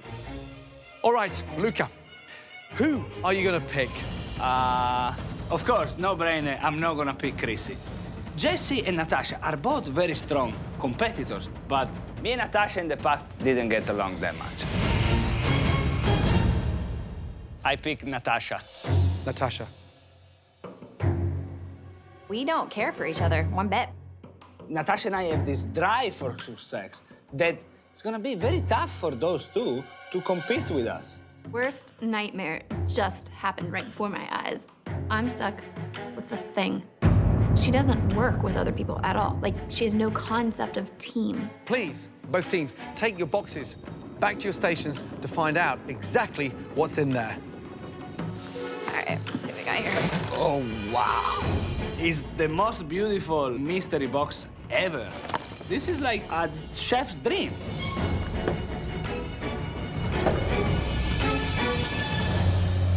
The very, very best of ingredients that this country has to offer. Take a moment to look at them and absorb them all. You have Colorado lamb, Maine lobster, rainbow trout from the Catskills, Montana parsnips, Oregon beets, Napa Valley wine, Washington apples, Florida mangoes, and Hawaiian macadamia nuts. 50 states, 50 ingredients. Each team will have 90 minutes to prepare, cook, and present 3 stunning dishes using those incredible American ingredients. Watch your back. Your 90 minutes starts now. All right, give me your ideas. I mean, I'm thinking about, like, time-wise. Like, Yeah, what's lamb. gonna... No? So Luca was able to put his personal differences aside with Natasha. They really don't like each other. There's 2 very strong minds trying to come together. For appetizer, I was thinking, how about we do, like, a beautiful halibut ceviche? Okay, can I tell you my, Yeah, go ahead, my tell me idea? yours. I Yep. think it's much better than... Okay, we have lobster tail, Yep. we have cloves, Yep. rainbow trout. We cut it like sashimi style, we Okay. torch it, we Okay. taste it, okay? It doesn't need anything else. So the red team, we've got a home cook from Philly with bold flavors. We've got the girl with the refined background in Social Circle, Georgia. Yes. How are they gonna come together? Chrissy's not very popular. I just don't think a ravioli and then a lamb. So I don't think you're going to see a lot of cohesive cooking between Jessie and Chrissy. So I'm thinking if like greens with like a lobster meat or whatever, and then like fry an oyster on top for garnish. Like, you know what I mean? Like, I'm not seeing the picture, though. She has in her head what she wants to do. She's not considering anything that I have proposed. Everything I say, she nixes. Do like raw shaved asparagus with like a lemon vinaigrette. You know what I mean? I'm not seeing the raw asparagus part of that. It's like a slap in the face. I'm just not agreeing with you on that. Definitely.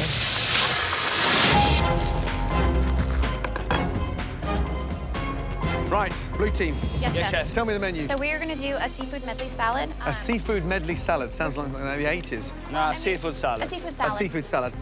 What's the entree? Rack of lamb, goat cheese and beets. And what's the dessert? A strawberry tart. What's the base for the tart? It's gonna be pastry. Okay, and have you made the paste already? Nope, I'm gonna do it right now. Let's go. Right, Chrissy, what's on the menu? Cold lobster salad. What are you serving with the lobster salad? We are going to shave some asparagus and What's that for? it's just to lightly dress the lobster. Okay, that doesn't taste very nice. You need something rich and citrusy and delicious, not something with raw garlic in there. What's the entree? We've got a rack of lamb that we're gonna have an herb crust for, Okay, dessert, what is it? like an apple tart tatin. Can you make a tarte tatin within 60 minutes? More of an apple tart. Okay, how are you presenting the lobster salad? The lobster salad is going to be over the beans It's really weird. Why would you put green beans and asparagus in the same dish? I didn't know you were doing the green. It's just for... Hold on. You didn't know she was doing the green beans? I missed that part. I'd never. Ladies, are you together? Yeah. It doesn't sound like We will be. We will be. Yeah? Get it together. So what'd you see out there? Chrissy and Jessie are all over the place. They're not even talking to each other. I've seen Chrissy getting the zest off that lemon for 10 minutes. Blue team, they're still working a little bit behind because they're doing like a seafood platter. Opening all those seafood just for a sample doesn't make sense. The top four showing signs of cracking under pressure. Sorry. 40 minutes gone. You've now got 50 minutes to go. Wow, time flies in the MasterChef kitchen. Natasha. Hi, Chef. Do you think this is the dream team? Are you guys really number 1 and 2 cooks in this competition right now? That we are, yes. But if you lose... You'll be in the pressure test with Luca. Who wins? Obviously me. You've got the dessert and the short ribs right now, and I'm switching to the lobster. Is that what's happening? Yeah, I gotta get these apples working. Unbelievable. Have they even started making dessert? No, 50 minutes to go for each team, and they still haven't got their pastry nailed. Dessert should be in the bag at this point. Yep, first thing you start working on. Okay, I'm so worried about this.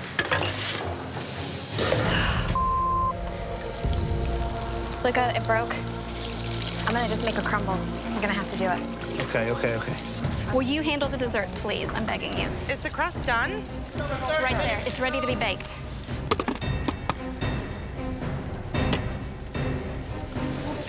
Really buttery. It hasn't been wrapped in plastic. She didn't chill it. It's like raw butter. This is gonna just fall apart. We don't have enough time to make and chill another pie crust. I'm about to explode. Can you make a crepe? Make a crepe, yeah. I don't know how to make crepes. 1 1/4 cup flour, 3 egg. Are you sure? Yeah, kind of. Last 10 minutes. Here we go. Jessie, I'm not comfortable making the crepes.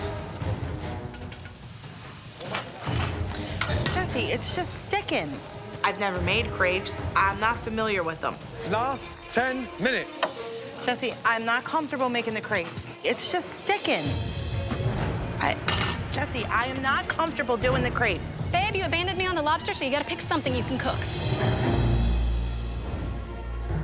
What the did you just say to me, bitch? I have got to get out of this kitchen right now, or I am seriously going to go to jail today. She goes and throws a temper tantrum, and she quits. Whatever, I'm not going home. I'm just gonna do it. All of it. Jessie's been left to try to do everything. How is it, Jessie? It's rare. I'm just gonna pan-sear it. It's our only option. Wow. 2 minutes to go. Oh my gosh. Where's your beets? We have 2 minutes to go. Beets? Beets. They've got to start coming together now. I mean, blue team are running way behind. Got to finish those plates. Blue team, please. Luke, are you okay? Yeah, I wouldn't say okay. Why is the lamb not sliced on the blue team? Come What's on. he doing?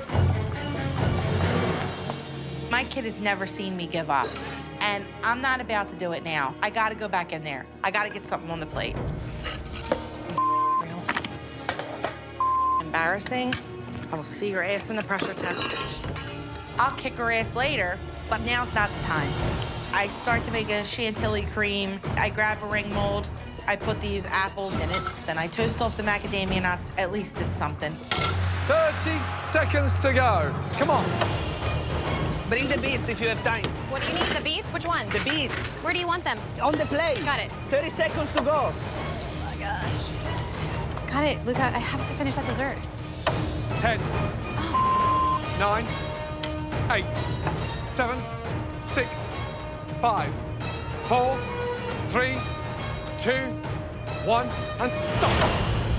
All of you, hands up in the air. Okay, blue team, bring all 3 of your dishes up. Don't slip. Let's go. Appetizer, entree, dessert.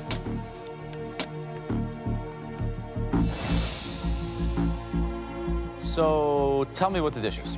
It's a butter poached lobster, it's a barely cooked trout, and fried oyster. Avocado puree and mango sauce. Have you ever seen an appetizer like this in any restaurant you've ever worked at? Well, the idea was literally like a seafood and fish salad. I wanted to reinvent something like that, put in different and maybe unusual. It's definitely unusual, unusually weird.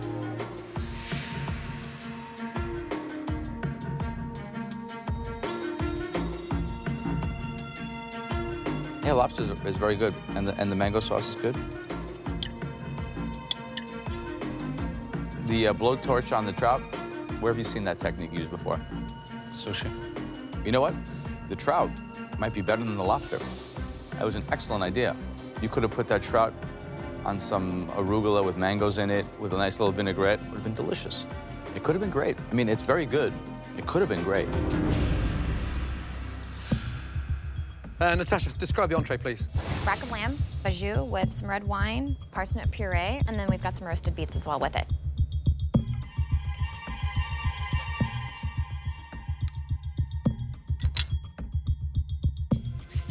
Lamb's delicious.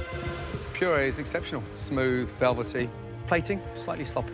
Not the best looking lamb dish. Can't really taste the beets because they're soggy in a way that they're sort of almost slightly overcooked. The puree is delicious. And the cook on the lamb, yeah, beautiful. Good job. Thank you. Thank you. Good job,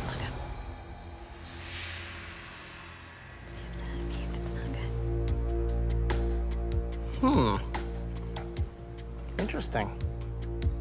Explain the dish to me, please. A deconstructed strawberry tart. So we've got the pastry down on the bottom, and then we've got a beautiful vanilla pastry cream in the top, and then a strawberry compote on the top as well.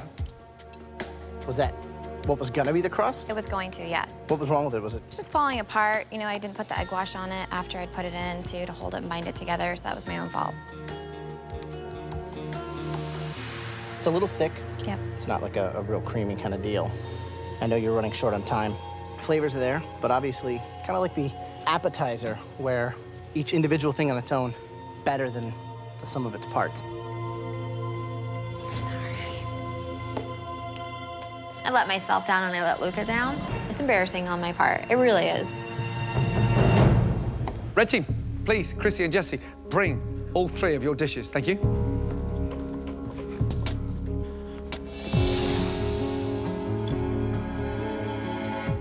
What's the dish? It's a cold lobster salad dressed with a light citrus vinaigrette and some basil oil. Looks like a sundial. Who owns what on this plate? She started the vinaigrette, and then we couldn't quite get the flavors right, so I came back and redid it. I didn't know that Jesse redid the vinaigrette. So you thought yours was on here? Wow. What am I supposed to think? You guys are on the same team. You don't even know what you're serving.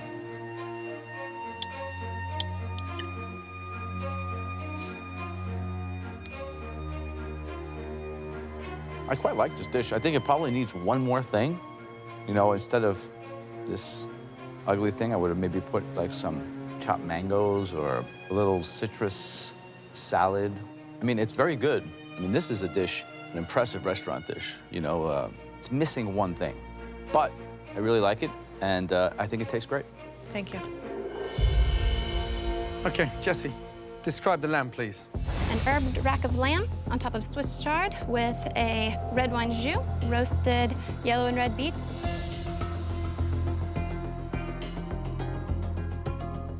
Who seared the lamb? I did.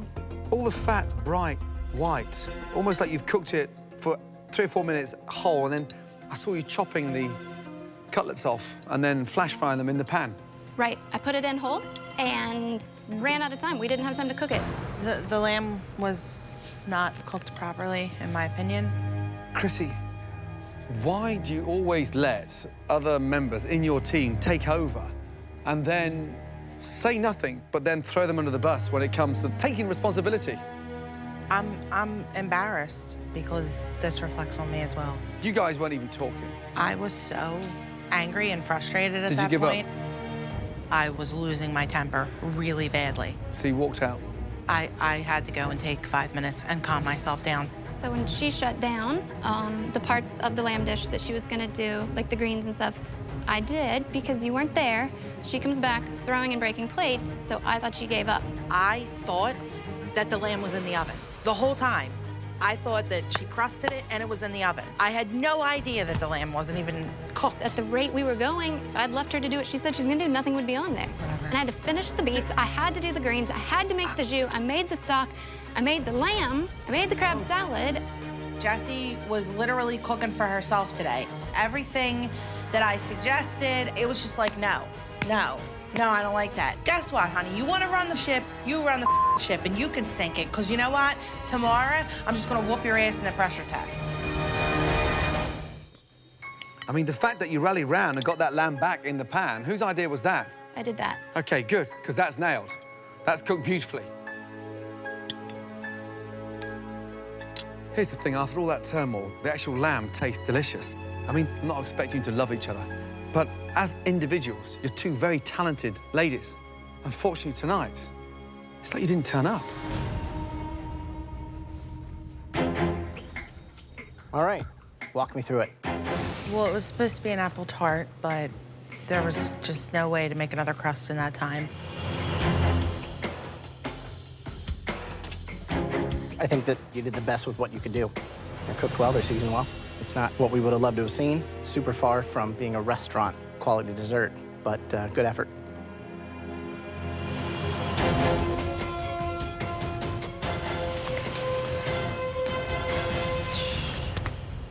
Okay, red team, blue team. Please, we need some time. Excuse us. They're not even talking. Difficult one. Very difficult. Well, I think there's one clear team that Sure. worked better. That works, the team. Yeah, although they had their shortcomings as well. They were more cohesive. They were more restaurant-y. Luke, a little bit ambitious, over-ambitious on the appetizer. Nothing's guaranteed, I'll tell you that much. Then you had somebody else on the other team that showed that they could almost do the entire thing by themselves. Oh, yeah. I mean, come on. That's pretty impressive. Yeah.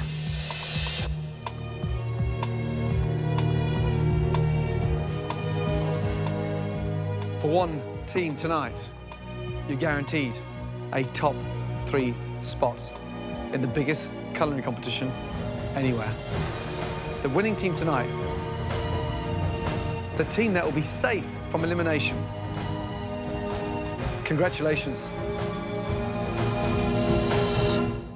Blue team.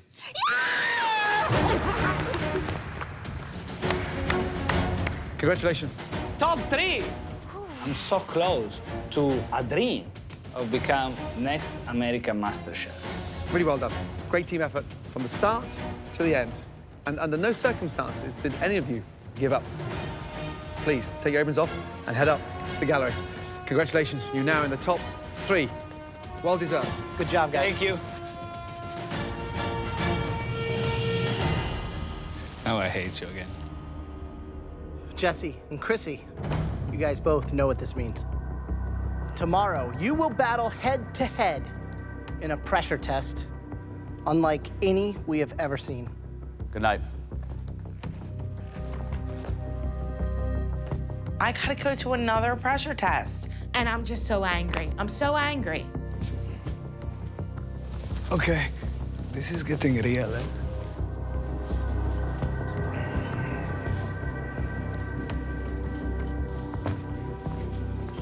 Staying down there with that cow. Just, I know how hard it is, like what you just went through. She quit. She didn't know how to make a crepe. She didn't know how to do batter. She didn't know how to do milk, water, egg. She couldn't make the pie crust either. That's why she made me do it. I was like, are you kidding me right now?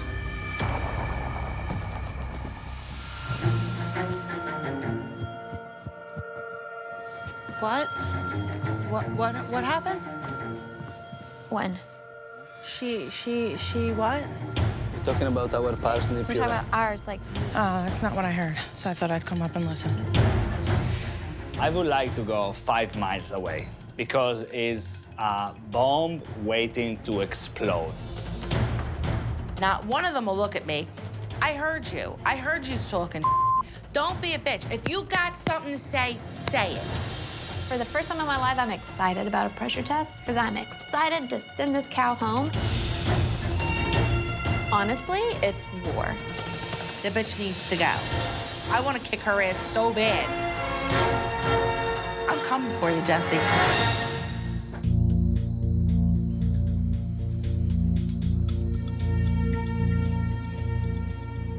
feel Chrissy's glare burning a hole through my skin. I want to take her out. She's got to go home.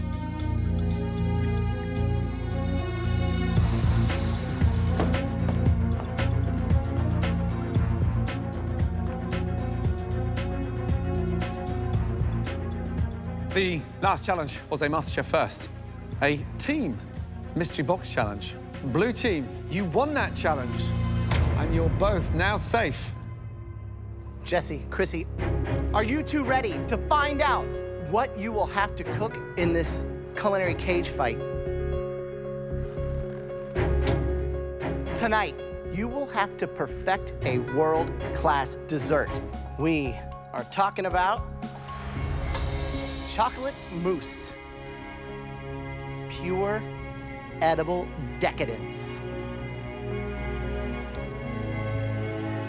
Amazing. Jesse, feel confident?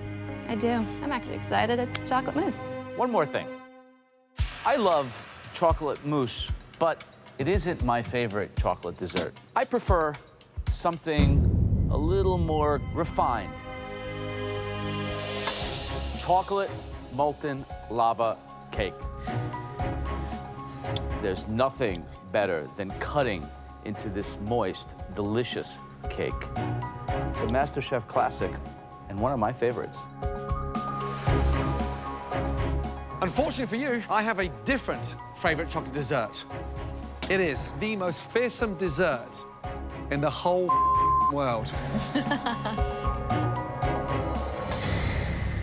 A chocolate souffle.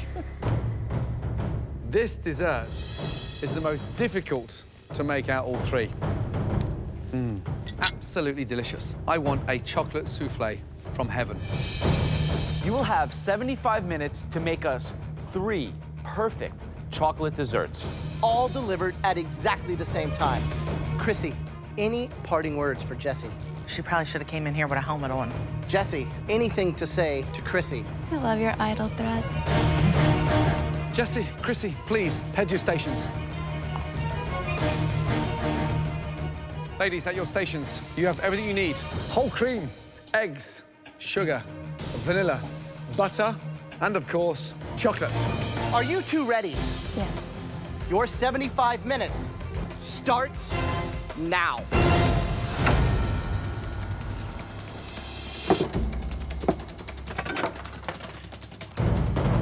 I mean, 75 minutes to create 3 stunning chocolate desserts, that technical, I feel for them. Just technique and timing, impossible. I couldn't do it.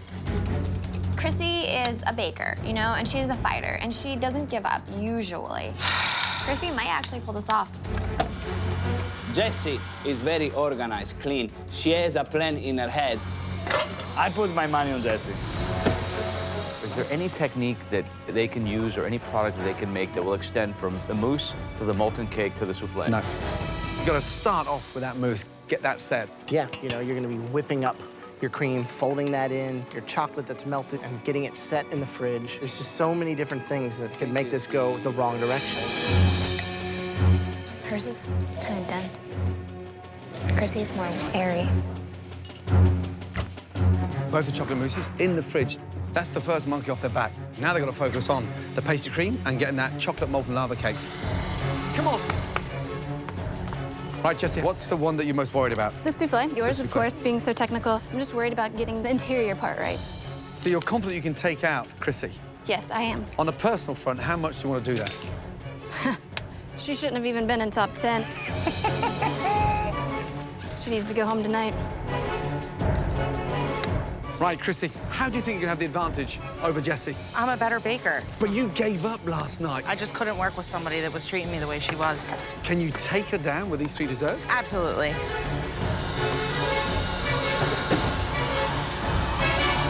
Show the molten lava cake. What could go wrong? The big balance here is that you can't overcook the inside. If it's not gooey and running, it's no good. You tip this thing out. 30 seconds undercooked, the whole thing can just disintegrate and be like a flat chocolate mess. The technical ability of nailing that souffle is the incorporation of those egg whites, making sure you've got great momentum before you start adding the sugar in order to make sure you've got that stiff peak. Otherwise, it's not going to rise. This challenge is tricky. Batter's almost done on the souffle. I'm also gonna add some salt to enhance the flavor. I feel really at home with all three of these, but with a souffle, anything can happen. I'm definitely going out fighting. Wouldn't be me if I didn't. Who is going to join the top 3? You know, Chrissy's been in a pressure test 5 times. With her instincts as a baker, I'd have to bet on Chrissy today. Gordon, what do you think? Chrissy can definitely bake. There's no two ways about that. But there's something quite exciting about the technical ability of Jessie. Jessie's going to have the edge tonight. Chrissy has the flavor. Jessie is the queen of time management. It's really anyone's game here. Just under 20 minutes to go. She's like 20 minutes behind. So some timing issues about getting those souffles. I think Chrissy's a little behind. She's buttering her ramekins, but her chocolate's not melted, nothing's incorporated. But then you got Jessie just a few steps ahead, pouring that mixture into the souffle molds. None of them have them in the oven, though. They got a minute to get them in. Last 15 minutes. You've got to get your souffles in the oven. Jessie's are going in the oven. Where's the other bowls? Chrissy's, where are her souffles? She still doesn't even have them in the ramekin. She's so far behind. She's never gonna make it. I have no time left, and I'm literally just putting my souffle mixture into the ramekin. Chrissy's are going in. I pop it in the oven, and I'm like, oh my God, it's not gonna cook. Those souffles may be raw. We're gonna get 2 out of the 3 desserts from Chrissy. Come on, please. Jessie and Chrissy are in a head-to-head battle for a place in the semifinal. Last 15 minutes. By making each of the judges' favorite chocolate desserts. An amazing chocolate mousse for me. A decadent chocolate molten lava cake for me. And a sumptuous chocolate souffle for me. 3 of the most difficult desserts, all at the same time. I hope this one wasn't over the limit. Ladies, last 5 minutes. Come on. The waiting game. This is the most frustrating part for any professional chef. Come on. Come on. 2 minutes to go. Chrissy's souffle's out the oven. Can't be cooked. No. She was last going in there. Chrissy, you've still got 2 minutes left. Yep. Is that cooked? Yes, it's done. Chrissy is a good baker, but competition-wise, I want Chrissy to go home. She needed to be gone a while ago. You got this, Jess. Right now, strategically, I really hope Jessie goes home because it would make my way to the finale way easier with just Chrissy. 90 seconds to go. My lava cake might not make it in time. My molten lava cake is barely holding together. 30 seconds to go. 10, 9, 8, 7, 6, 5, 4, 3, 2, 1, and stop. Damn it. 1 second. She puts her plate down. Okay. She's saved. Jessie, Chrissy, stand behind your souffles. Thank you. I don't know who's gonna win, and that's annoying because I wanted to blow her out of the water. Jessie, what am I expecting at the bottom of your souffle mold? Really rich chocolate batter. Little salt in the batter, which is something I like to do, salted chocolate.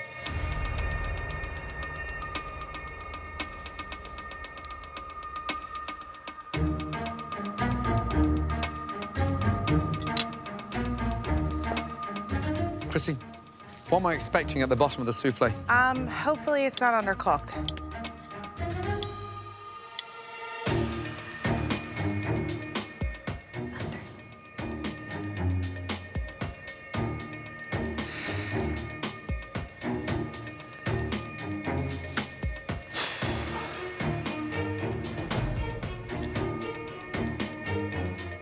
Oh boy, this is different. Usually they'll tell you what you did wrong and bring me out.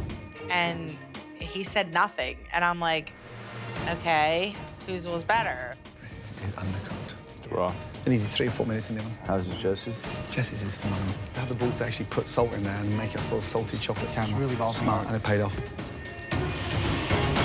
Jessie, Chrissy, for me, those souffles were the most difficult to pull off tonight. The souffle of the night, for me, belongs to Jessie. Congratulations. Adding that salt, lifting and elevating that chocolate richness, you nailed it. Delicious. And now, the chocolate mousse.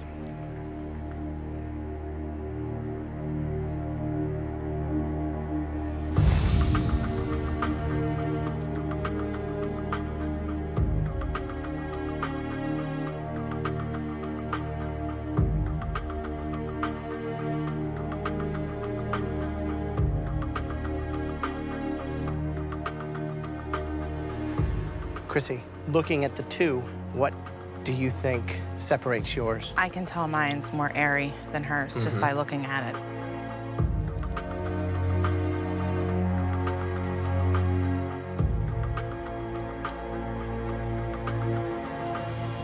Thank you. Jesse's is denser. It's more like a pudding. Chrissy nailed it. I mean, not just better. There's no way that you can even improve on it. One person had the edge when it came to the actual texture of the mousse. The best chocolate mousse tonight belonged to Chrissy. Good job. Thanks. I have one win. If I made a better lava cake than Jesse, then I'm gonna stay in this competition.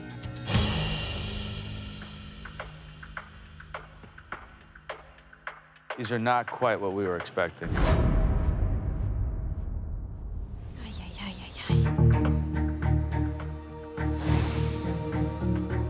They're pre-exploded. This is more raw than molten. Honestly, thought it would hold together. The crispiness around the top is nice. I just wish there was more cooked through.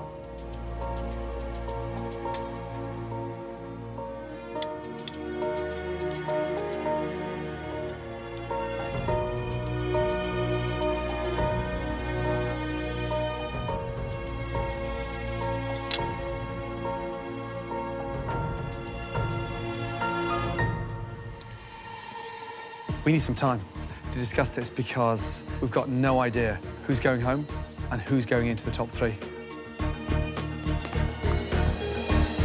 They were very, very, very close. Oh, really? Both undercooked. Jesse's crust is a little bit better. Chrissy's had a little bit more consistency throughout my palate. But, I mean, if I had to give an edge to one... Somebody had an edge? Yeah, by the slightest of margins.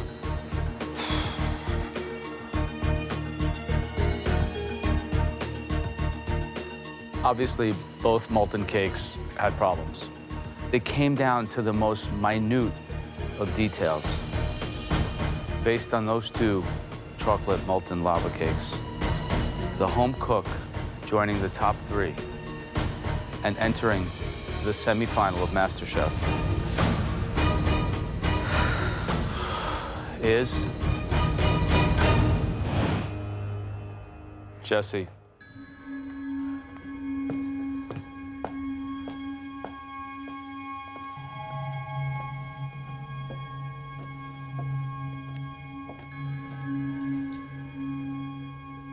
Chrissy, this is very emotional, difficult for me. I've gotten to know you very well. I have to tell you, from my heart, that was so close. It gives me goosebumps to have to make that decision. And it was literally one of the most difficult decisions, not only have I made in this show, but maybe in my life. Chrissy, you came into this competition like a whirlwind. You've got the right to be arrogant. You've got the right to be cocky because you're a bloody damn good cook. Well done, my darling. Thank you. I'll do one more. I'll take one off your bucket list. When you and Mikey come to New York, you'll have dinner with me and my mom at Del Posto. Thank you. We can rehash this whole thing again. Congratulations. Thank you. Come here, you. I know you don't give hugs out that often, but don't punch me. Well done. Well done, well done, well done. Chad, let those earrings hit us. See you in New York. Thank you. Right. The question that you thought that we weren't going to ask you, who is going to win MasterChef? I think Luca's gonna win. Luca's gonna bring it home for the Italians. Well done. Please, place that apron on your bench and send Mikey our love, will you? I will. Take care, my darling. Thank you. This experience has taught me that I'm a lot better than I thought I was. I've learned more here than I've ever learned in 20 years of cooking. Yeah, that's as good as it gets. But I know that I stayed true to my roots through this whole journey. I wasn't fake. I was me all the way through. Everyone just calm the down. You better shut the up, Really? What are you gonna do? Yeah, I'm not gonna apologize for anything. I'm definitely proud of what I accomplished. I think you found your voice in cooking. You're formidable. You're one to watch, let me tell you. I just really wanted to win for my kid. Everything I do is for my kid. You have an amazing mum there. Look I after know her. I do. Well done, Chrissy. Even though I didn't take home the prize, I'm taking home a lot more to my kid. I always knew that I was a great cook, but now I'm a great chef. It's yours, Mikey.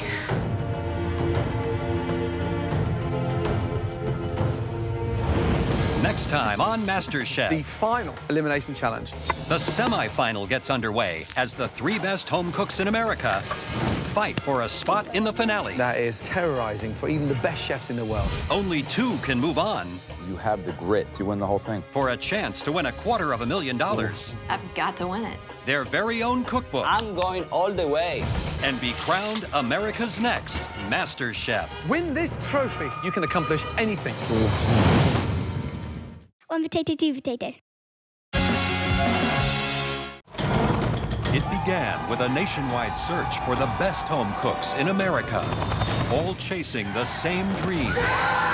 But only a handful made it into the MasterChef kitchen, where their culinary skills were challenged like never before. Move your ass and make another plate. Go! Hands on deck! Speed up, everybody. I don't even know what the I'm doing. All with the dream of winning $250,000.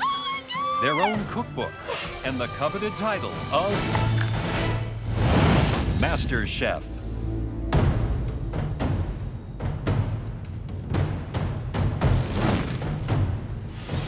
Now, only 3 home cooks remain in the biggest cooking competition in the world. Natasha, a focused stay-at-home mom from San Diego. It's just like me, fiery, smoky, hot. My passion is food. It's in my blood. Like, I can't not cook. You could serve that in a restaurant anytime. Natasha has never been one to back down from a fight. Should probably keep cooking. Shut your mouth. That's why you will never be on my team ever. Please? Anything you want to say to Luca? I'm coming for you. You're my next target. And her talent has never been in doubt. Great flavors, phenomenal. That was delicious. Thank you, Chef. Very elegant, very refined. I wish you could all taste this. Can Natasha win the MasterChef title for her and her family? My dream is to open up a restaurant where I live in San Diego, And I have given up so much to be here. I'm not going home without that title. Luca, a 31-year-old restaurant manager from New York City. I want to be a restaurateur, I want to be a chef. That's my only dream. It's me, it's me! He came back this year for a second chance. You're not going back to your job in New York because you're in MasterChef. Congratulations. This is big redemption. This moment is about achieving my dream. His early days in the kitchen were difficult. It's kind of embarrassing. Like I made a mistake on the presentation. Red team! But when he hit his stride, Let's go, guys, let's go! Luca, excellent. Wow. It looks beautiful. Perfect. It's a very good effort. there was no looking back. You got the color. You delivered on the flavor. Well done. This is a great dish. You should be really, really proud. Good job. You understood the protein better than anyone else. You made me proud. Grazie mille. Bravo. Can Luca's Italian-inspired cuisine claim MasterChef glory? I came to this great country to follow my dream of having my own restaurant in New York City. Winning MasterChef is about achieving my dream. There's nobody who wants it more than me. And Jessie, a spirited 27-year-old from Social Circle, Georgia. From day one, she instantly stood out in the crowd and proved she was a strong contender. I just wonder if she's the real deal. Challenge. 6 stunning fillets, please.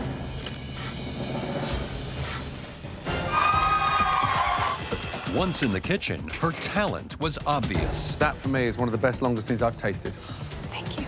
That just explodes with flavor. Thank you so much. That is a real triumph. Very smart, Jessie. I think you are a front runner. You ready? And her desire to go all the way in the competition. Medic! No matter the obstacles. Is that gonna need a stitch? You okay, darling? Yeah, I'm about to hit the floor.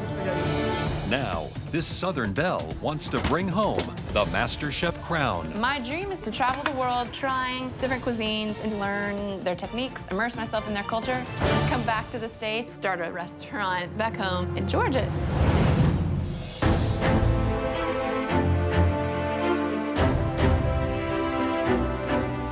Natasha, Luca, Jessie, congratulations, you three. You are the last 3 home cooks remaining in this competition. It's time for your final mystery box challenge. As you can see tonight, we all have our own boxes as well. Underneath these boxes are probably the most important ingredients of your culinary journey here at MasterChef.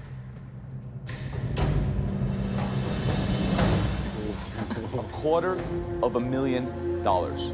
One of you will win this life-changing amount of money. The money looks great, but I think the biggest prize is what's under here. Wow. Your very own cookbook. Forget the money. Forget the cookbook. With what's under this box, trust me, you'll be able to shape up your own destiny. The coveted MasterChef trophy. Win this trophy, you can accomplish anything. The sky's the limit. But before you get a chance to win all of these amazing prizes, you need to reach the final. To help us decide the 2 finalists, you will now compete in the final Mystery Box Challenge. Head to your stations. Thank you. As with every Mystery Box Challenge, the contestants have to prepare, cook, and present one incredible dish using all or some of the ingredients inside the box. On the count of 3, I want you to lift your boxes. 1, 2, 3, lift. That's right. All of your ingredients are different because tonight you will be remaking the dish that started your culinary journey here at MasterChef. But we don't want to see an exact replica of the dish that got you that apron. We need to see an elevated version of that dish that shows just how far each and every one of you has traveled. Natasha, do you have any recollection of what dish you prepared to get your apron? I do. I made empanadas as well as a skirt steak on the side. Luca. I made broccoli rub ravioli with a pecorino cheese sauce. That's right. Jesse. I cooked sea bass and croûte, and I was thinking about it the other day, actually, and it looked like a football. So, we want to see the way you make it now. You'll have 60 minutes to make those dishes. Then, we will rank your dishes first, second, and third. Win this challenge, and for one of you, you get, let's say, a life-changing advantage. Your 60 minutes starts now.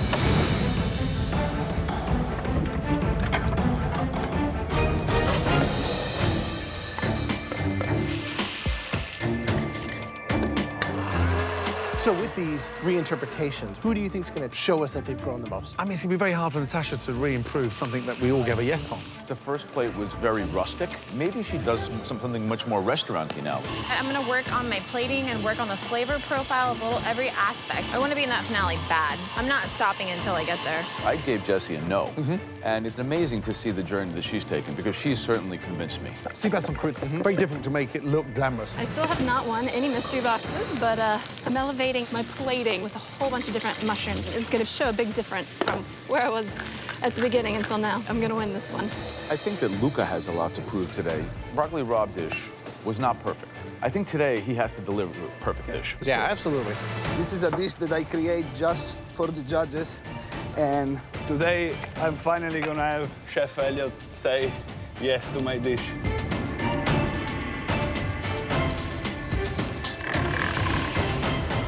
Right, Jessie, how are you feeling? Hey, feeling good. What are you doing there now? I didn't like how I wrapped it last time. It got too thick, so I'm going to try a thinner version of it. Make sure that pastry's not too thin, otherwise it's going to split before the sea bass is cooked. Yeah? Yes. Good luck.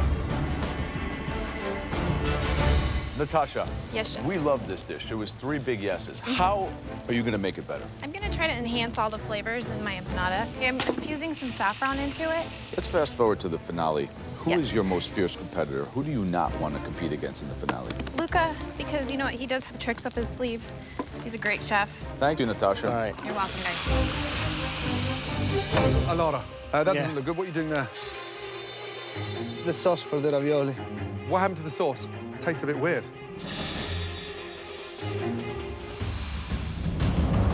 Why don't you start again? Get 2 pans on and start reducing down again, yes? Yes, chef. And use some of the rind of the Parmesan. If you put the rind in there, it's not going to break the sauce. Okay. Yeah, the rind will give it the flavour. Yes, chef. You can pull this back together. Yeah, I got it. Okay, I got it. think about it. Good luck. Less than 10 minutes to go, and I need a new sauce. Every time I have to make Italian food, something goes always wrong. And I'm Italian. What's happening with Luca's sauce? Yeah, sauce is completely gone. Do you know, why not make just a proper cream sauce and then finish it with cheese rather than cook cheese in there? This is not a time to make a mistake like that. Last 2 minutes. Come on. Put it on the plate. We want to see beautiful plates. Look how late in the game Natasha's leaving this before she starts plating. I mean, extraordinary. Jessie's got her en croute carved. She's starting to plate. 10, 9, 8, 7, 6, 5, 4, 3, 2, 1. Stop. Hands in the air. Well done. We are so excited to be given a second opportunity to taste the dishes that you entered this competition with and show us everything you've learned and how much better you've become. Okay, let's start off with Natasha. Let's go, please. Thinking about my audition dish, hi guys. It does seem like a long time ago, but it's absolutely amazing to be able to show the judges on a dish of how far you've actually come during this. Wow. This looks gorgeous. Explain the dish, please. You know, you go from the skirt steak with the chimichurri into the roasted corn puree with the fennel and Swiss chard in there, and then you move your way into the traditional empanada. And the filling inside the empanada? Hard-boiled eggs, beef, some chorizo, some raisins.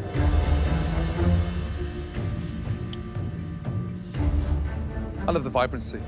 Steak is just superb. The marinade has tenderized it in such a way that it just melts in your mouth. Love it. Great job, Thank as you always. so much.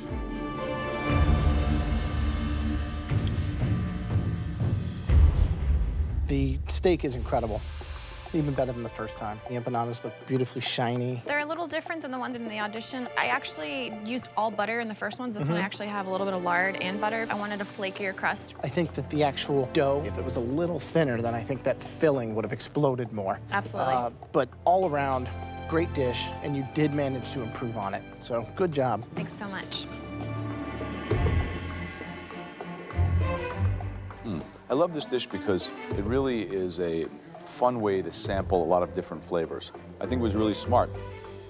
Not only are you an excellent cook, but you bring a tenacity, and I think that you have the grit and the skill to maybe win the whole thing.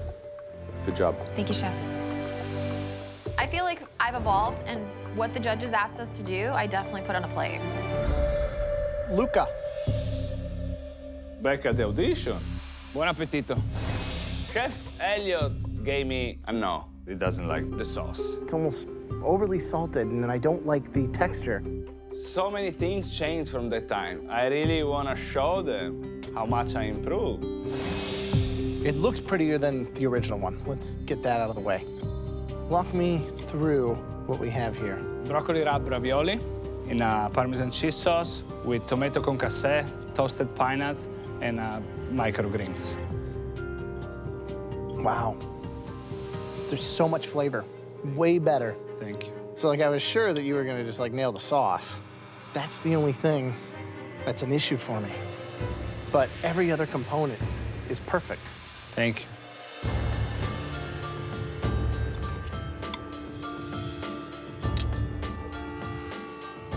Why cheese sauce? One thing you've got to have to understand is that cheese doesn't boil. So you fold cheese in at the last minute, literally seconds to go. When you've got something that oozes that level of finesse with a wonderful filling, does it really need a cheese sauce? A simple brown butter sauce finished with the pine nuts, it's all going in the right direction with your cheese in the center. But understand this, every time you get knocked back, you come back twice as strong. So I'm hoping that you do bounce back. Thank you. Thank you. Butter and sage. Now I know. Easy. Okay, Jessie. Walking up to the judges, it's just shocking to think about what I put out for my audition plate. Gordon said, my signature dish looks like something from the 80s, but it's my moment to show all that I've learned here and put it on a plate and be like, hey, I do belong in the MasterChef final. It's gorgeous. I'm so impressed.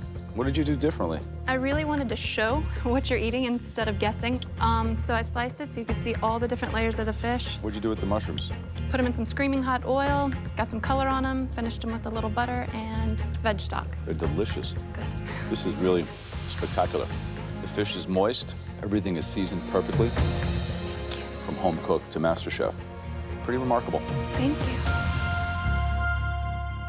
One criticism, when you slice like that, open it up. The bowl doesn't do it justice. Taste is beautiful. I mean, that is restaurant quality, without a shadow of doubt. You're a force to be reckoned with.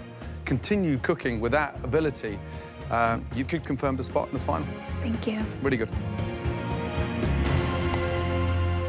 Natasha, Luca, Jesse, it's time to find out who's going to have a huge advantage in the elimination test. We've ranked the dishes, and that will determine who gets the biggest advantage in the upcoming Elimination Challenge. The third ranking dish tonight belongs to Luca. Out of us three, I'm in the most trouble today. But I'm not giving up. I'm fighting my way to the finale. Now, we're down to Natasha and Jesse. The home cook that cooked the best dish tonight was... I need that first place. I don't want it, I need it.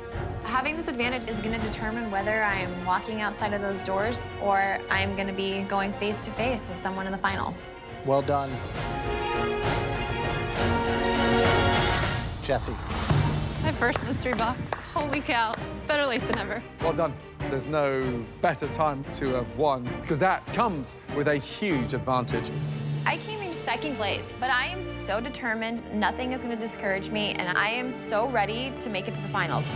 Up next is the final elimination challenge. All three of you, please follow us. Let's go.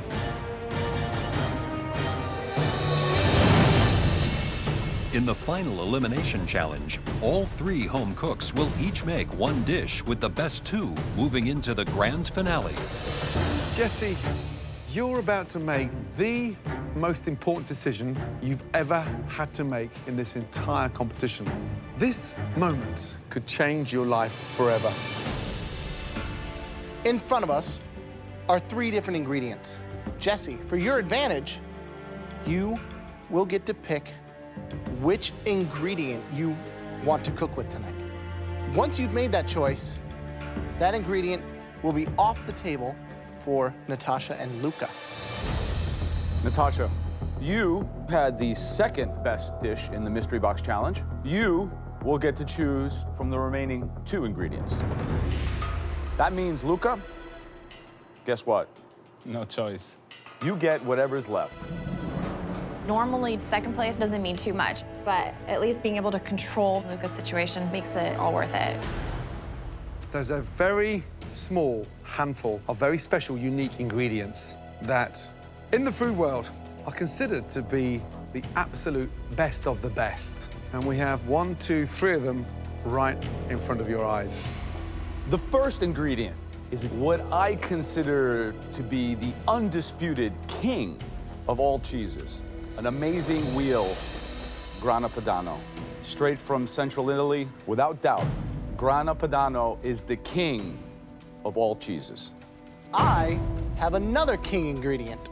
It is a type of beef. This isn't just what I consider the king of beef. Every chef in the world would kneel before this. Authentic Kobe beef from Japan. There is no better beef in the world. You've seen the king of cheeses. You've met the king of beef. But what I have under here really is a king of the ocean. The most amazing Alaskan king crab. Luca is not strong with crab. That's something he failed at miserably before. I want him to have the crab, so he fails. Jesse, it's time to choose. My goal is to have something that I can make shine and for Natasha to pick right so that Luca gets stuck with the crab. That'll send Luca home. I'm picking this ingredient because I'm hoping Natasha will be smart with her choice after me. This is something I haven't worked with before. And I'm dying to work with the Kobe beef. Kobe beef. I've never touched Kobe beef. I'm thinking it's like a filet mignon, but you don't need to do much to it. Kobe beef. Yeah. And you've never worked with it before. I take it as a filet mignon just with more marbling. And it's more dangerous. Do you know why? Because it's so difficult to cook. Unforgiving. Be interesting to see if Natasha plays into your plan or not. Oh, Luca, you look nervous. Of course I am. I'm in the bottom right now. Which one are you scared of having to cook with? I think that making out something awesome with the cheese is not easy. Ready? Mm-hmm. I would love to cook with grana padano. And I'm praying, God, you know me and crab don't have a great relationship, but I would love the cheese. Now, for the interesting part. Natasha, there's only 2 options left. So obviously, you're not only picking your ingredient, but you're giving Luca his as well. What are you thinking? Strategically, right now, I know what Jess wants me to pick, but I'm not playing to her strategy. I'm playing to my strategy at this point. Natasha, what's it gonna be? Grana Padano or Alaskan king crab? I've got to make it to that finale, so I want to work with a challenging Alaskan king crab. Luca has just lit up the pantry with his smile. Maybe he actually wanted cheese all along. All of you, you've got 5 minutes in this stunning pantry to pick up any additional ingredients to complement your choices of your king ingredients. Your 5 minutes in the pantry starts now. Of course I want the cheese. I'm Italian. I'm so close to the title. There is no space for mistake. I think the most challenging aspect is going to actually be taking the crab and making it into a stunning entree, because it is a hero in itself. It doesn't need very much. I've never touched Kobe beef, but it's something so simple that you don't have to do a lot to. You don't have to mask it. So everything rides on this one dish, like everything. All of you, you each have 60 minutes to make one dish good enough to secure your spot in the finale. Your 60 minutes starts now.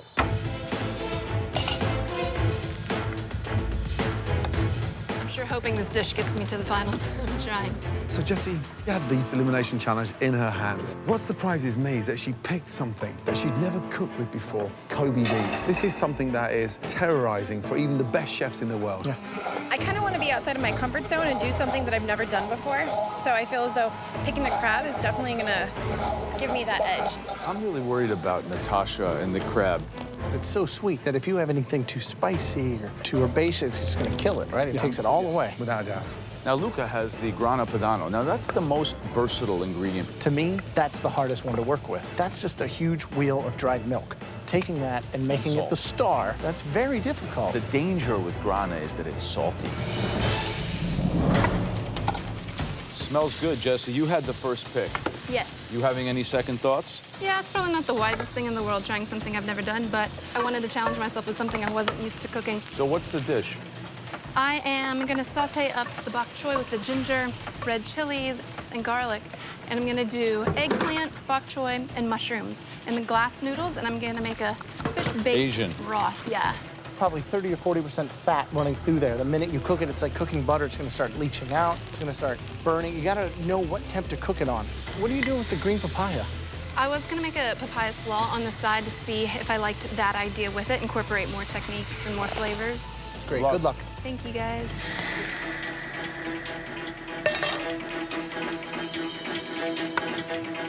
Right, Natasha, what are you doing with the crab?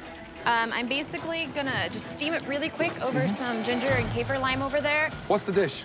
So basically, I'm gonna do a cold yakisoba noodle dish. Just really concentrate on the flavor inside of it, as well as bring out the sweetness in that crab. If you're gonna put a cold, marinated soba noodle salad on a plate to get in the finale, Natasha, yeah? Yes, it has Chef. to be a brilliant cold soba noodle salad, yeah? Hopefully. Good luck. Thank you, Chef.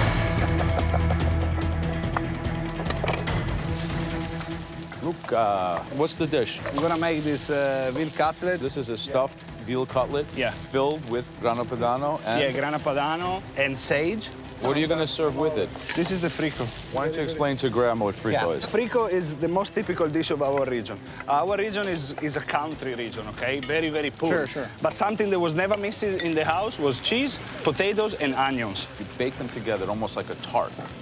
And then you let it cool and you cut it, and that's what they eat. Awesome. Thank you. Thank you, thank you.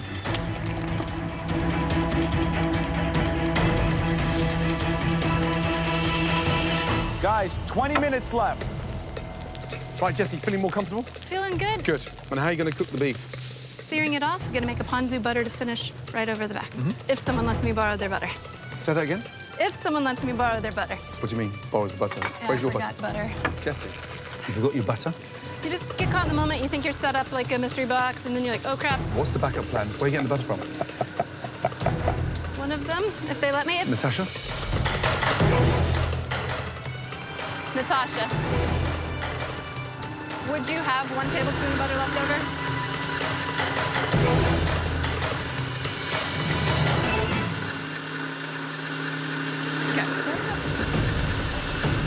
It could be the smallest thing that makes her dish much better than mine. So she's gonna have to ask Luca. Oh. Thank you, Luca. I appreciate that. Even though Natasha has 3 sticks of butter at her station she's not touching, Luca comes through because Luca is the nicer of the two. Did Jessie ask Natasha if she can have some butter? What did she say? No. No? She's so hardcore. And then Luca threw her a stick of butter. That's what he threw at her? That's what he threw at her. Maybe he just threw away $250,000. I don't think that a piece of butter is gonna make her dish stand out that much. If it does, good for her. I'm going home. Tomorrow I can still look at myself in the mirror. Know what I mean? I'm a good guy. Forget about it. Coming up to your last 5 minutes. Start visualizing those plates. Make sure it's done with finesse. Do those king ingredients with great flair. I'm excited to see this Kobe beef. You better do that thing justice. 60 seconds to go. Natasha, steely-eyed, focused, and in so much control. I hope that Luca cut it like a pizza. Wow, that looks right. Come on. Commit to it, Jessie. Just plate it. Make sure you've got the best dish you've cooked so far in this competition. Come on, let's go. 5, 4, 3, 2, 1, and stop. Hands in the air. Good job. Well done. Time to taste your dishes and find out, out of the 3 of you, who is going in to the finale. First up, Luca. I didn't get to choose what I was going to cook, but then, thank God, I get this Italian cheese, so I'm pretty sure I'll be fine. Please explain the dish to me. It's a pancetta wrap veal cutlet filled with sage, grana padano, served on a bed of braised radicchio with frico.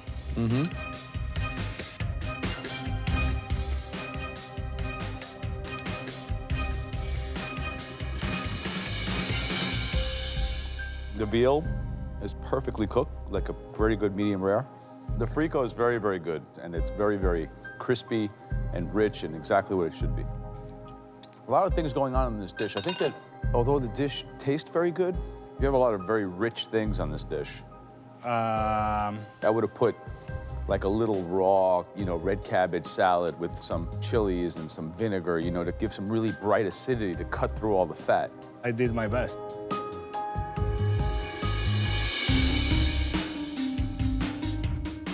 Luca, I love the attention to detail, especially when you're rolling those individual, little paupiètes. Did you season inside the veal?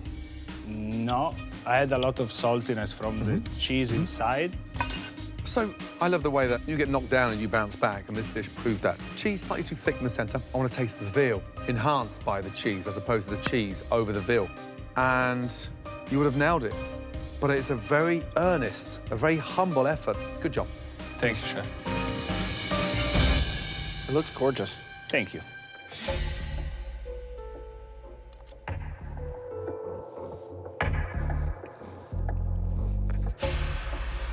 I think the seasoning is perfect. So, I mean, this is a lot of technique, and it's nothing that we've seen you really do before. I just thought, you know, give it a try and play my roots. I love that you did that. Only thing is that visually it does not look beautiful. It doesn't do your dish justice, you know what I mean? But flavor-wise, on the palate, it tastes great. So thank you, chef. Good job. Next up, Natasha. Let's go, please.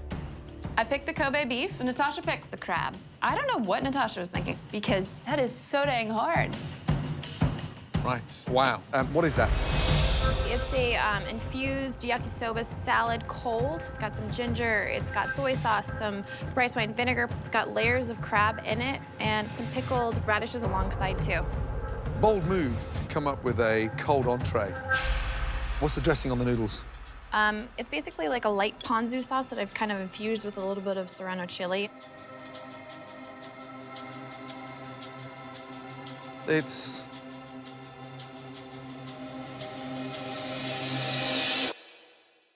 It's phenomenal. It's fragrant, it's delicious. The Alaskan king crab is truly the hero. You know, to get a cold salad, that incredible. That bursts with flavor. I didn't think it was gonna taste as good as it looked. I'm wrong, it actually tastes better than it looks. I mean, I just want to continue eating it. Sadly, Joe and Graham have got to taste it. Otherwise, honestly, right now, I'd continue eating that from start to finish. Great job.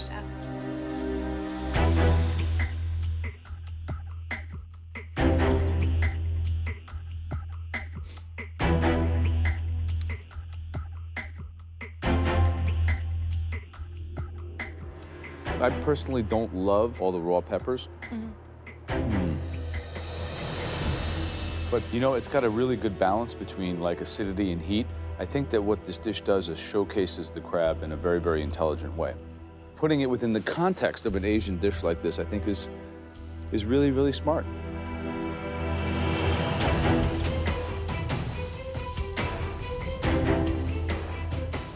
I love that you use the serrano, not just because there's a difference in heat from a jalapeno, but there's such a natural sweetness to the actual pepper itself.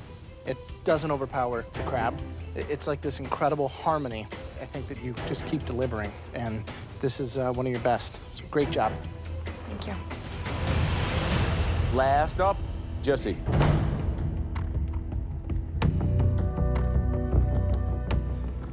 So, Jesse, you make it to the semifinal of the biggest cooking competition in America. You win the mystery box, and you have a choice of 3 ingredients, and you pick the one that you've never cooked before. Are you insane? I read about it a lot, so I thought I could do it. I've read about flying planes. That doesn't mean I can fly one. Please explain the dish to me. We have seared Kobe with ponzu butter, and then mixed Asian vegetable noodles. We've got oyster mushrooms, the Japanese eggplant, and bok choy. I'm trying to figure out what your strategy could have been, because at this juncture, with so much on the line, picking an ingredient that you've never cooked is kind of like culinary suicide. The meat's excellent. I actually like the Japanese eggplant. I thought you were going to struggle with that. It's very difficult to cook that properly. It can be very bitter and tough. It's very good. Glass noodles are good. It's a good dish. So explain to me what ponzu butter is. I took butter, melted it down with the ponzu after searing the meat in it, and then drizzled over the top. Great flavor. So roasted mushrooms, bok choy, is that Japanese eggplant? Yes, and then the base is a ginger and lime kind of vinaigrette. I've got red chilies in there as well, fish sauce, soy sauce. The beef is what stands out, the flavor's there. I don't think it needs that ponzu butter. Okay. Thanks. Thank you. Jesse. Hello.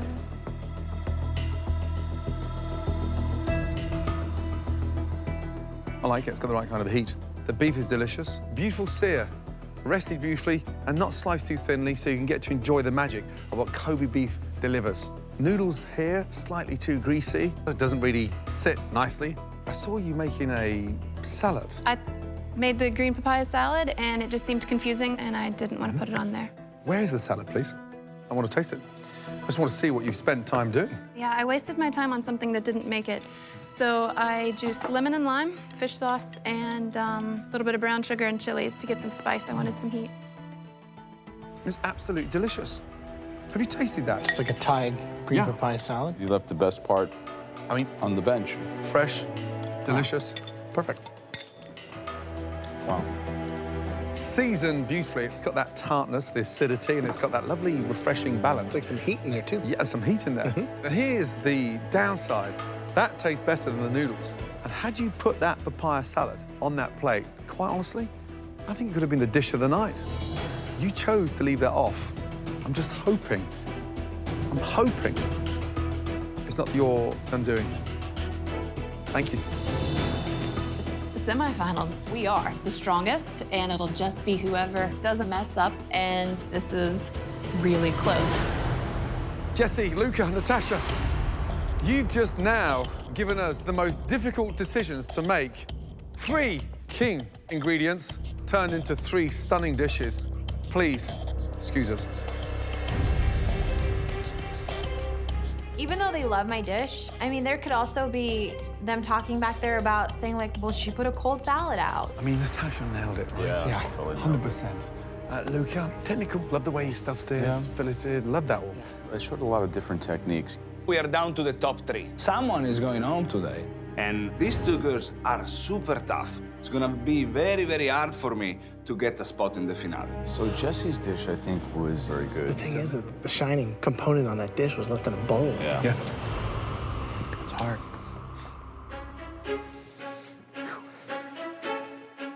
Natasha, Luca, Jesse, please, make your way down to the front, thank you. This is the semi-final of MasterChef. Sadly, we can only take 2 into the MasterChef finale.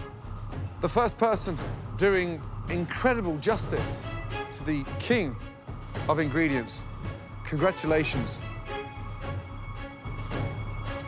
Natasha, amazing job. You will move on to MasterChef finale. Thank you, guys. Thinking about everything that I've put into this, the fighting, the crying, leaving my family, everything that I have worked so hard to up until this point has finally paid off. Which leaves Luca and Jesse, 2 very talented home cooks. The person joining Natasha in the MasterChef finale is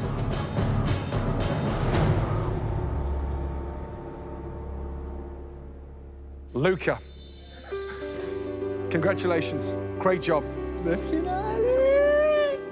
I left Italy because everybody always thought about the American dream. But coming to MasterChef and work myself up to the finale, this is beyond anything I ever imagined for my life. Luca, absolutely brilliant. You had everything on that plate that we wanted, and it was 100%. Well done. Jesse, one of the most exciting components you put together for that dish tonight, you left off. And we are still kicking ourselves to why you felt that needed to stay off of your plate. But the way you have grown in this competition over the last 3 months has been extraordinary. We really want to see you out there, and I would send you a very genuine welcome to any of my restaurants, wherever you want. If you wanted to come work for us, we would love to have you. Well done. We're going to miss you. Come and say goodbye. Well done. Good job. Great job. I didn't think I was going home tonight. With only having to beat 2 more people, that really just sucks. But I'm so proud of getting this far, from thousands to 3, so.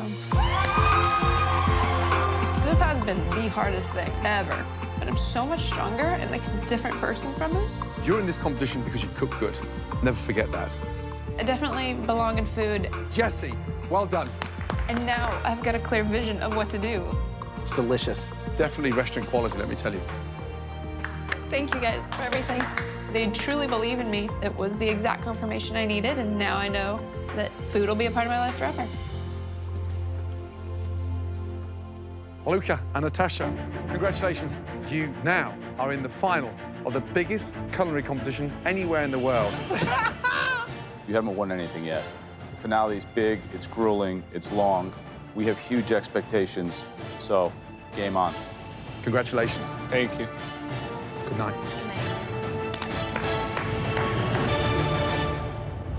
Next time, it all comes down to this. Let the MasterChef finale begin. The world's biggest cooking competition comes to an end as the two best home cooks in America go head-to-head It's not too late for you to go home. for the most coveted crown in the culinary world. Only one will walk away with $250,000. This is not a joke. This is my life. Their own cookbook Go big or go home. and the title of MasterChef. The winner is... One potato, two potato.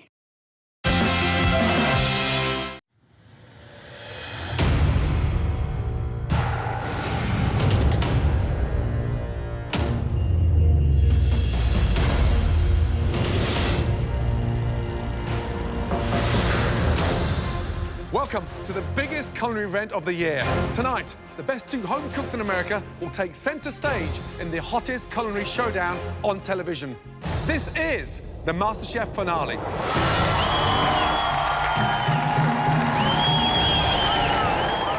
It's been a long journey. In our quest to find the next MasterChef, we left no stone unturned.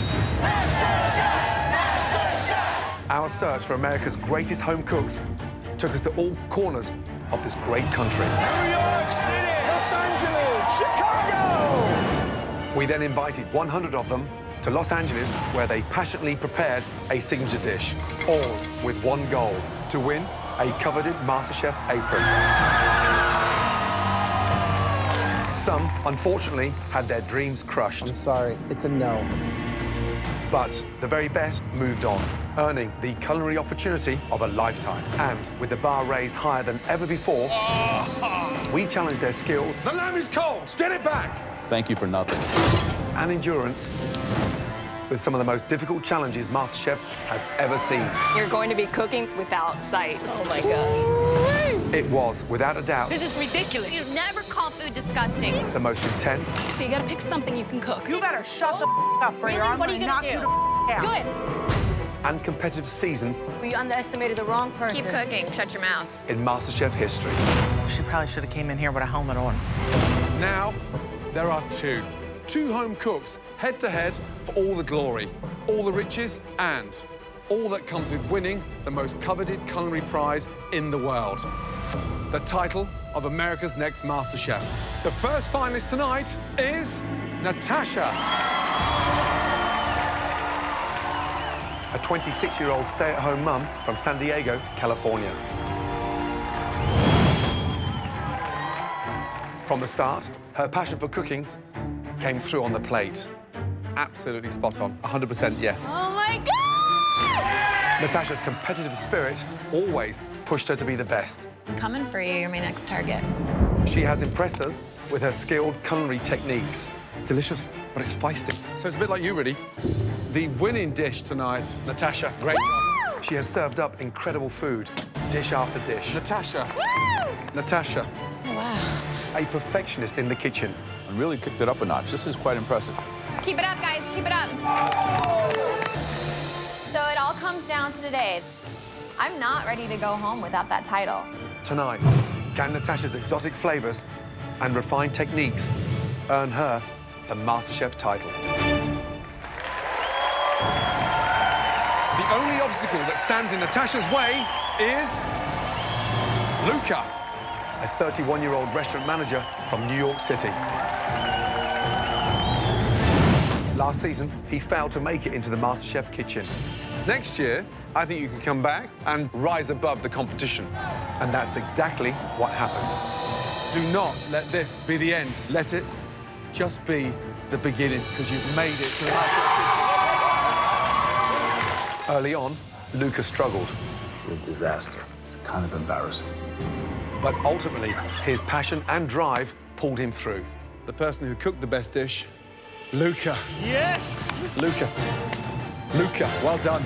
Delivering restaurant-quality dishes that blew us away. It's perfect. This is a great dish. You're starting to think like a chef. We asked for a restaurant dish that was inspired by the love of your life. You delivered it. This is the key to open the door of my future. Tonight, I cook to change my life. Will Luca stick to his traditional Italian style or trust his newfound flavors to win the MasterChef title? Luca, Natasha, congratulations on making it to the MasterChef finale. And here to cheer you on, please welcome all of your past competitors.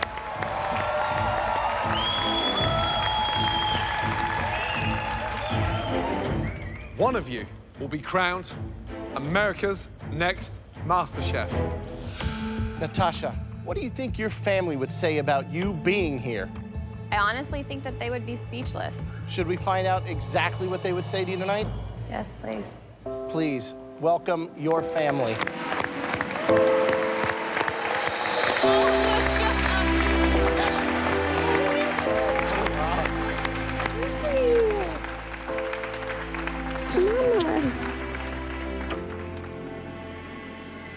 And Luca.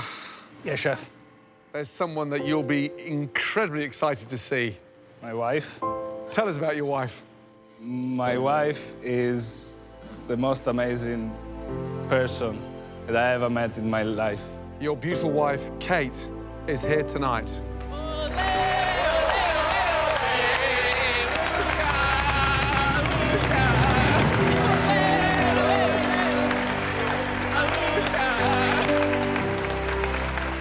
This is my extended family in the States.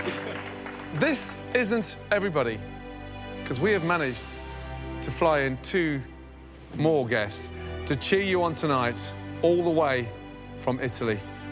Please welcome, it's your father, Fred, and your sister, Milena, all the way from Italy.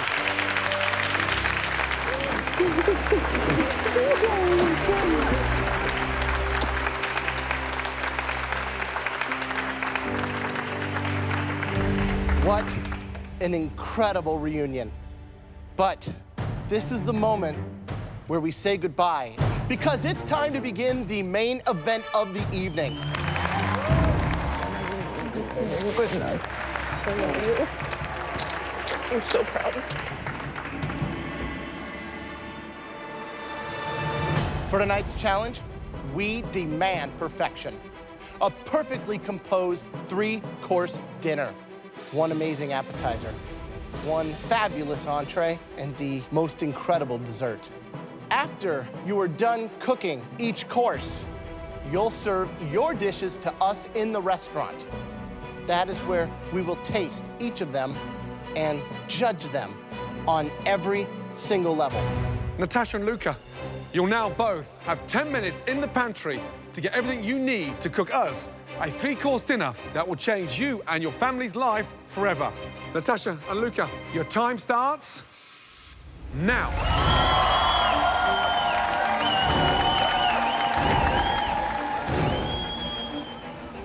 I think hands down, Natasha's got it. She's fierce, man. Natasha's got some bitch in her, and she knows it, and she backs it up in the kitchen. I really do think that Luca's gonna win. Seeing his journey throughout the entire competition to really see how he's developed, and when I look at him now, I look at him as a chef. Tasha is gonna win because she's so well-rounded. There's nothing, that girl can't cook, and she's always consistent. Luca's gonna win today because not only is he a good person and he deserves it, he's a better chef.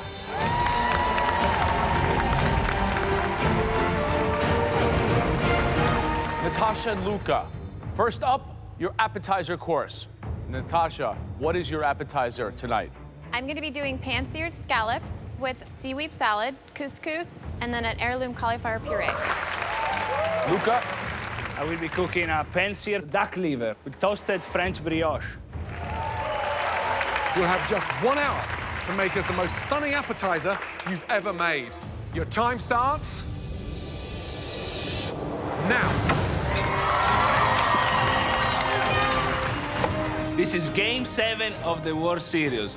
Bottom 9 inning, 2 out, bases loaded, and Luca is at the plate for a grand slam. We both know that this is a war. All of Luca's underestimating that he's ever done about me, I'm about to put it all in the kitchen, put it all behind me, and just kick his ass. Come on, Natasha, let's go! In this season's final MasterChef kitchen battle, Natasha and Luca are fighting it out over a 3-course menu that they've created. Come on, Natasha, let's go! First up are their appetizers. Natasha's dish features seared scallops with seaweed salad and couscous, while Luca's showcases seared duck liver with brioche and peaches.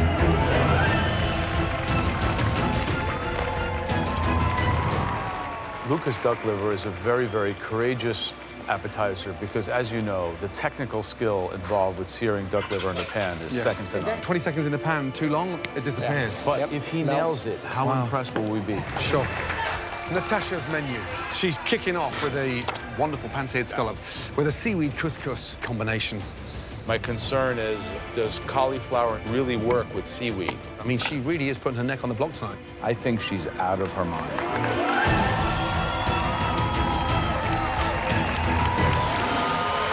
Right. Okay, young lady, how are you feeling? Good, chef. Give us a little insight to the appetizer. So the seaweed's gonna incorporate a beautiful texture in your mouth as soon as you take that dive into that scallop and then accompanying it with the puree. Okay. So I'm gonna be using a little bit of apple in there, a little bit of zest. Nice. Kind of having a little bit of a crunch, just kind of taking the whole plate through a journey. Good luck. Thank you. Come on, Luca! So you're doing the seared duck liver now. Yes, chef. And that's gonna be with brioche and Asian pear, pear chutney, peaches, and then you've got the duck liver. Here's my problem. Sweet, sweet, sweet. No, the sweet. chutney is acidic. Acidic? Yeah, there's ginger and lemon. Because a dish like this has to have acidity to be complex. This, I think, is a very balanced dish. I'm worried that this dish might be too sweet.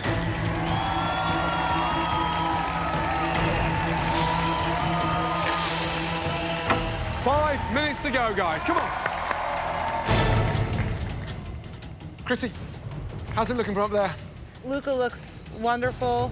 He's got so many amazing contrasting components on the plate. Yeah. Are you impressed with the way Natasha's working so meticulously? She made 2 purees and she's gonna sear some scallops. What's so great about that? Oh. Let me just tell you one thing, sweetie. I'm in the Thunderdome and you're not.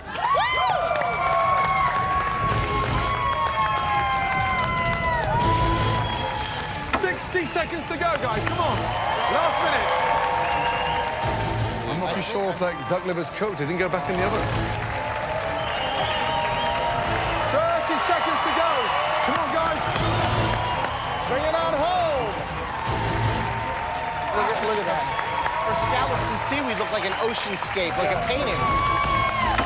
10, 9, 8, 7, 6, 5, 4, 3, 2, 1, and stop.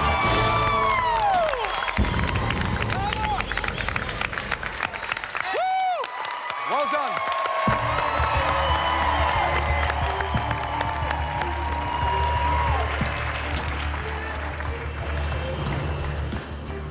Natasha, what do you think of Luca's plating? Frankly, I think it's gonna be a little heavy. Luca. I like my presentation much better. Please, Luca, Natasha, bring those stunning appetizers through to the MasterChef restaurant. Thank you.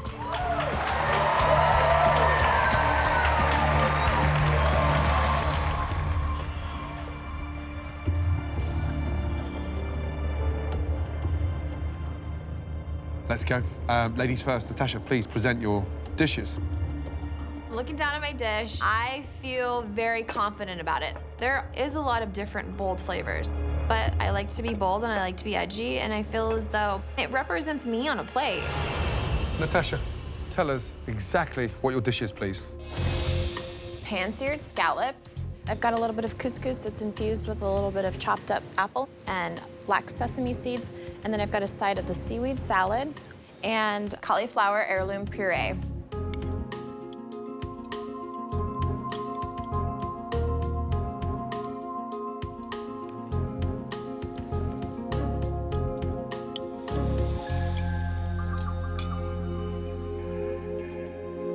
Natasha, this is a dish that an experienced chef would never make.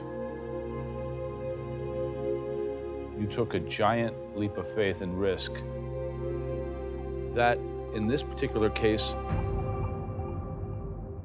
works. I don't know if you're brilliant or lucky, but somehow it really comes together. Thank you. It's delicious. Scallops cooked beautifully. You've got that beautiful crisp outside and this little sort of opaque center that just signifies they're cooked to perfection. My favorite part of the whole thing is the couscous, which a lot of times it gets kind of heavy, but this is so fluffy and light. It's definitely one of your prettiest dishes and one of your tastiest. Good job. Luca, please present your appetizer, thank you. The judges like Natasha's dish, so it puts way more pressure on me because I have such a little space for mistake.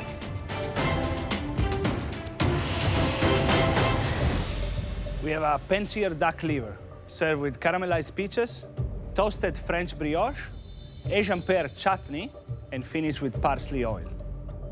It smells incredible. There's a fragrance, almost like a perfume, coming off the plate, so you know, I'm dying to tuck in.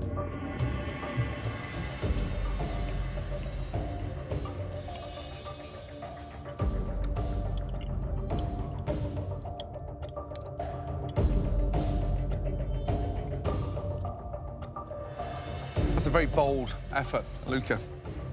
Love the idea, great first mouthful. Love the chutney, it's got that nice spice to it. But it needs another 90 seconds blasted in the oven just to seal that deal inside. The sear and the seasoning was perfect. Couldn't have been any better. And the chutney works really well. When you taste it together, it's delicious. But I think it's a very rich duck liver. And your entree, if it's heavy at all, I think that could become an issue. This dish does a marvelous job of riding in between savory and sweet. And I think, quite frankly, that's a triumph. This is a masterpiece. Bravo. Grazie. Okay, Natasha and Luca, you have excelled, both of you. Amazing. Why don't you go back to the kitchen, clear your stations, and get ready for the entrees.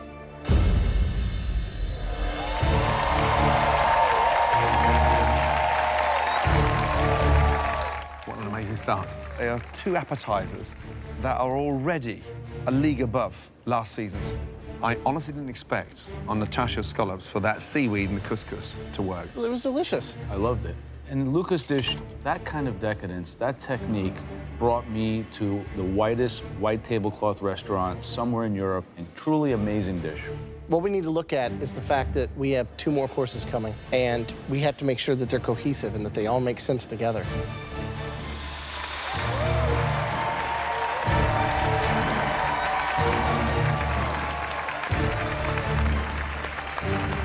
Natasha, Luca, to win this competition tonight, this will need to be the best entree you've ever made in your entire life. Natasha, Luca, are you both ready? Yes, chef. Your 60 minutes starts now.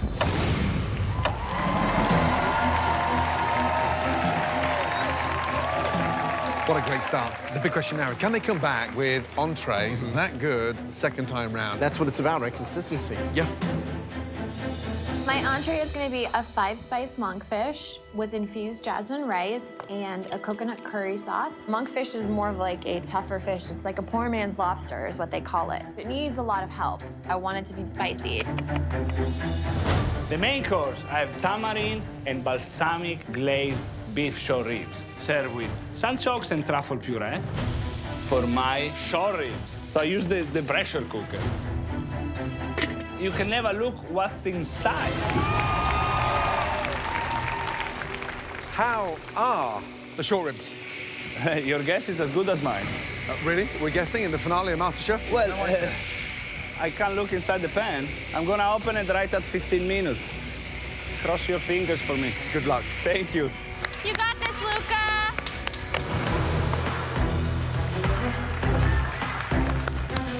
Natasha, how are we doing? Good. Is this salsa that's going to be going with the monkfish? No, it's actually going to be infused within the rice. Okay. Just to kind of add a little bit of sweetness. The idea of caul fat with the monkfish, where did you get that? I figured it would hold the consistency, kind of hold that moisture in the monkfish. That's basically cow stomach lining right Yep. there. Are you going to be taking that off after it cooks? Nope, I'm leaving it on. I'm gonna render it off all Okay. the way and then leave it on there. Good luck. Thank you.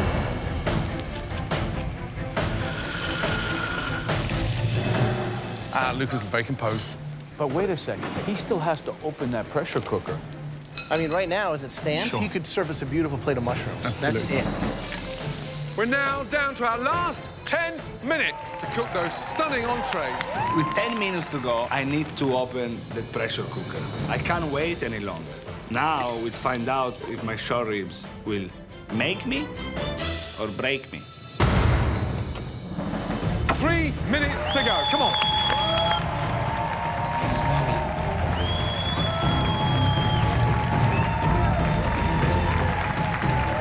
Seconds to go. Come on! Come on, Natasha! Come on, Luca! Look at Natasha's plating. Wow. Wow. My That God. looks incredible. Come on, Luca! 10, 9, 8, 7, 6, 5, 4, 3, 2, 1, stop!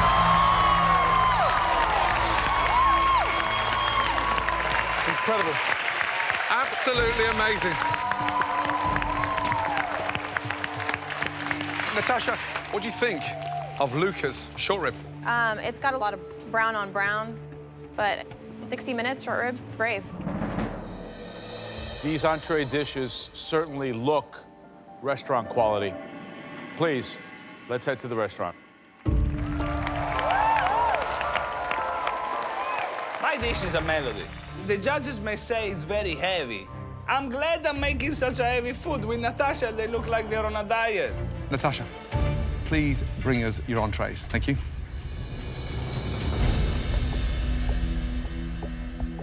Thank you. Beautiful. Tell us exactly what it is. A 5-spice monkfish with infused jasmine rice and a coconut curry sauce. First impressions, the color and the sear on the monkfish is divine. Thank you, Chef.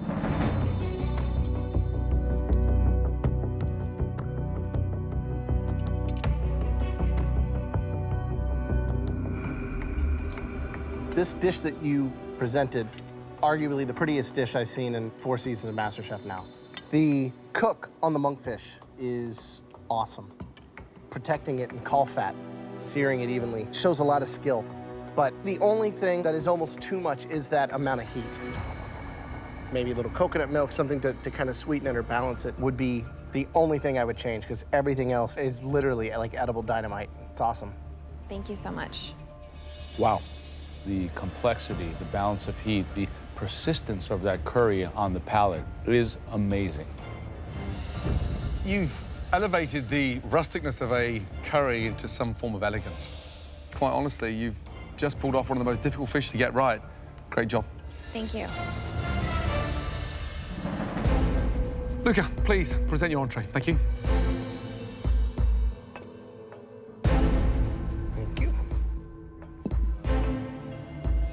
This is a tamarind and balsamic braised beef short ribs, served with sunchoke and truffle puree, sauté chanterelle mushroom, and watercress leaves and puree.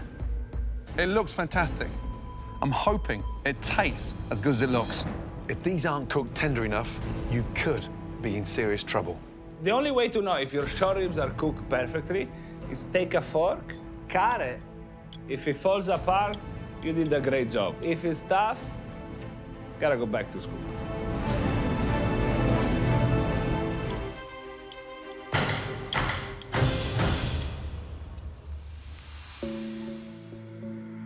That's what I didn't expect. It's almost like a touch of my knife just opening up. Incredible. And here's the magic, the glistening piece. Boom! On the money. The short ribs are cooked perfectly.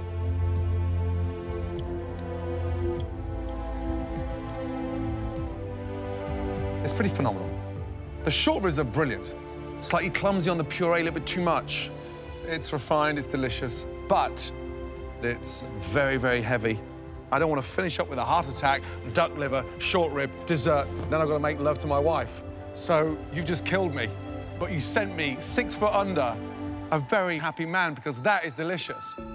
That is the kind of dish that I would have, seriously, as my last supper. Congratulations. Thank you, chef. This is a plate that's created with the sensibility of an experienced restaurant chef. And if I'm finishing my entree at Luca's restaurant, I haven't had dessert yet, I'm already thinking about when I'm going to make my next reservation. Thank you. And to serve Gordon his last meal is a very unique and privileged place to be, so congratulations, Luca. Everything here is here for a reason. It's the best dish that I've ever tasted from you, ever. Great job. Thank you, Tim. You should both be incredibly proud. We are seriously blown away by the standard of these dishes today. Please go back to the kitchen and prepare for dessert course. Thank you, guys. Good job. Thank you.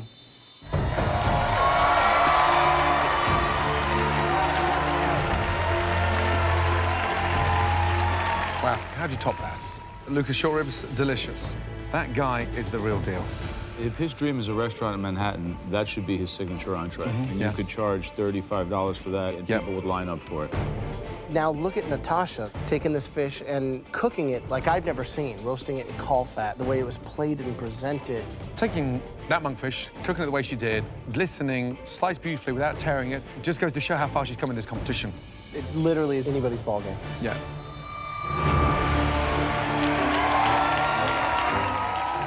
I'm very close to the title. Unfortunately, next to me, there is another person that is as close as I am. Anything can happen.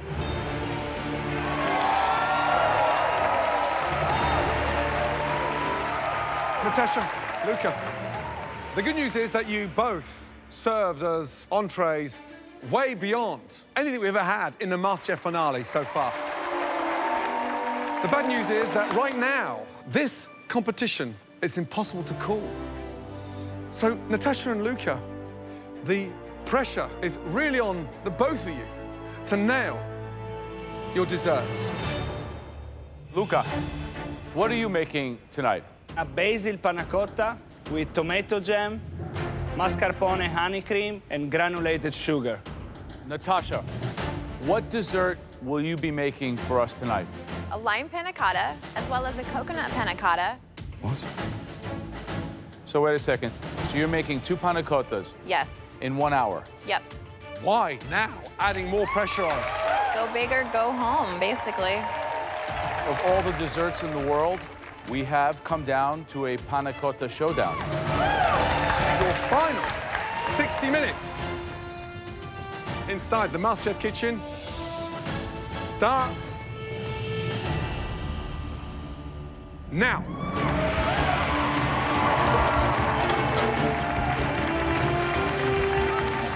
The last cook of the season. But what a strange move from Natasha. I think she might be taking too much of a risk. I don't know if you can do 2 panna cottas in 1 hour.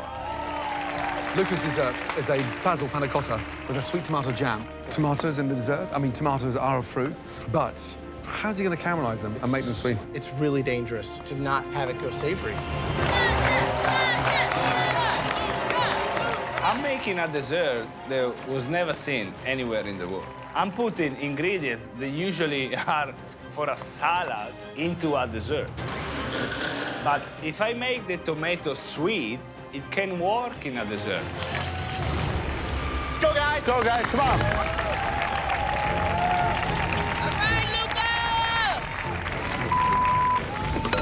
I didn't see it.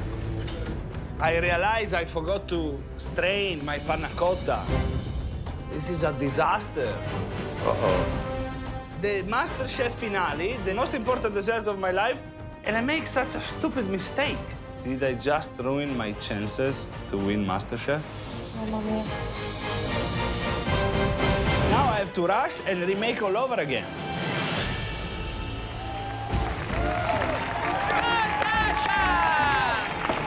Wow. Natasha has got her panna cottas already in the fridge. Luca. Yes, chef. So you start again.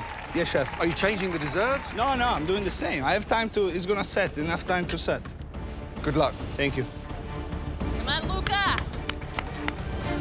Natasha, you've certainly created a lot of pressure for yourself. How are you feeling about the dessert as a whole? Do you think it's competitive? Now, thinking again about it, maybe I would have tried to do something a little bit different. I really like the flavors of the coconut and the lime together. They pair well. It's been a long journey. Your family's here, your son is here. You're right. Good luck, Natasha. Thank you so much. Gwen, that looks very liquid from here. There's a real chance that we may be eating cream basil soup. Basil bisque. I just need to cross my finger and pray that my panna cotta sets in time for me to plate it.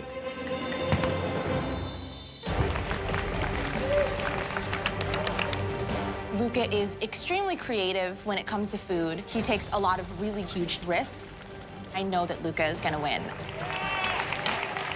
Natasha's smart and very strategic and game plans really well, but she knows how to change a plan and make tough decisions. 55 minutes gone, Natasha, Luca.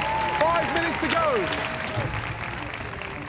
I'm pulling on my panna cotta. Coconut is set beautifully, and I go for my lime, and my lime panna cotta is not good.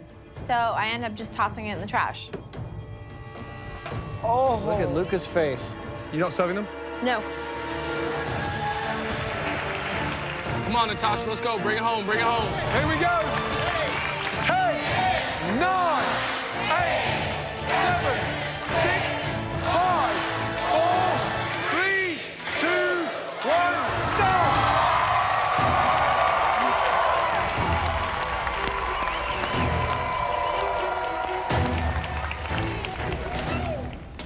Natasha, are you happy with your panna cottas? Yes, Chef. Both the coconut, because the lime panna cotta molded harder, so I decided not to use it. Luca, anything missing off your plate? Absolutely no, Chef. Good. Now, it's time for the most important tasting of your lives, the final course. Let's go. When you present a menu and then you change it halfway, doesn't make a lot of sense. Maybe she wanted to show off a little bit too much. Natasha, please bring up that stunning dessert. Thank you. Describe your dessert, please. A coconut yogurt panna cotta with a passion fruit coulis and some edible flower arrangements.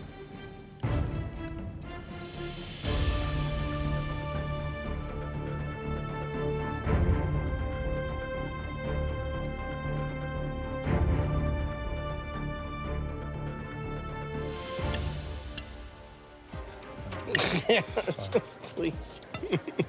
You're bouncing my taste buds around like they're inside a pinball machine. The passion fruit just brought the whole thing alive. Flowers gives that little bit of spice. If I could change one thing, I would have put more on the plate, because it's that delicious. Thank you, Chef. It's perfectly balanced. Like Gordon said, it's awesome. It's a great way to finish, and most of all, it's the perfect ending to the menu that you made. You should be super proud. I think that the consistency of the panna cotta itself is delightful. And it has that punchy brightness from the yogurt that allows it to kind of clear your palate after your white-hot monkfish. But then I'm asking myself, is it perhaps too simple? You know, should there have been one more component? But that being said, it was the perfect ending to your incredible story. Thank you. Great job. Thanks. Well done, Natasha. Thank you. Okay, Luca, let's go. Please describe your dish. This is a basil panna cotta with tomato jam, mascarpone honey cream, and granulated basil. It looks like an appetizer. It doesn't strike me as a dessert. I'm intrigued.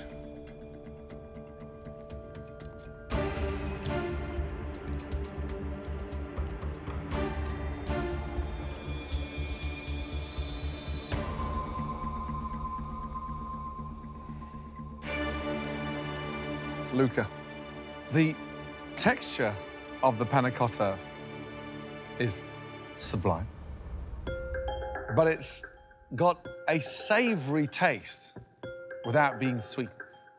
But then the thing explodes with lusciousness, excitement, when you add that tomato jam. Theoretically, it shouldn't work, yet it does. It's wacky, it's delicious, and yeah, you've got me. We always say we want to see you on a plate. I don't think there's anything that you've put up that is more you. It's out of control, it's refined in its technique, and it's based and rooted in classic Italian culture. I love it. Good job. Thank you.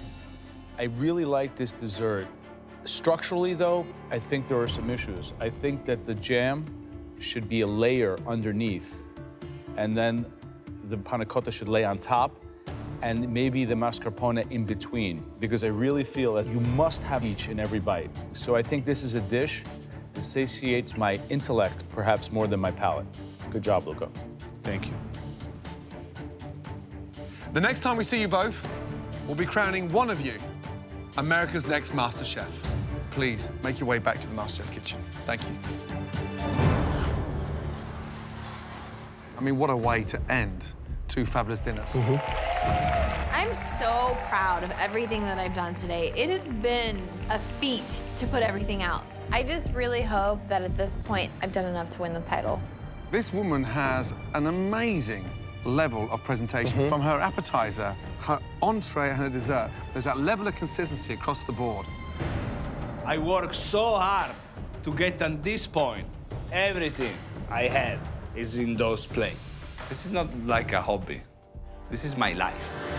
Any one of those dishes I would be proud to serve in a dozen restaurants tonight. How do we even begin to separate them?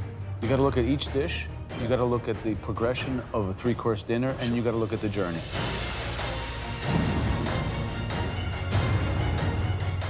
For the first time, shall we make it a draw?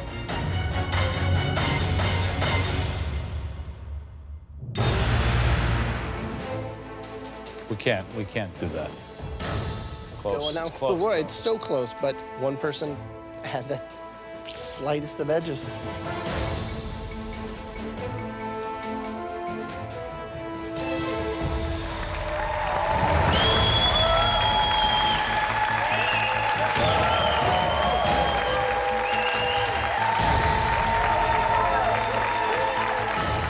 This is the most important moment of my life.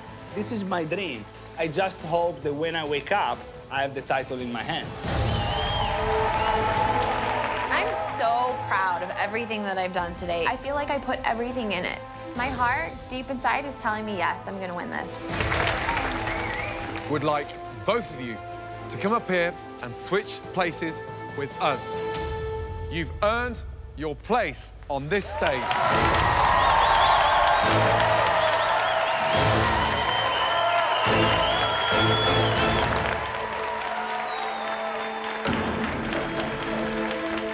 This has truly been the toughest, the most difficult decision we've ever had to make in the history of this competition. But as you know, there can only be one winner. One of you is about to receive $250,000, the opportunity to publish your very own cookbook and get their hands on this stunning trophy. And one of you will have the right to call yourself a true MasterChef. The winner of MasterChef. Congratulations.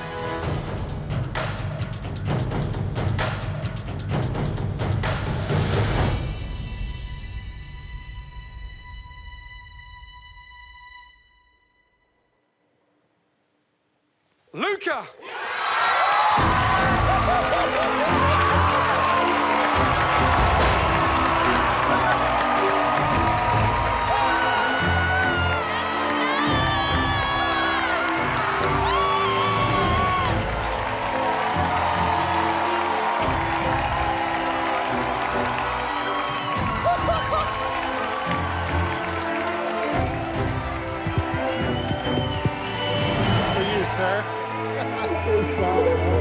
Came here from another country because America is the best place in the world. This is where dreams come true. Congratulations. And now I am America's MasterChef. Incredible. How you feeling? It's unbelievable. And to win the title in front of my wife. my sister, my dad. This is so special. So proud of you.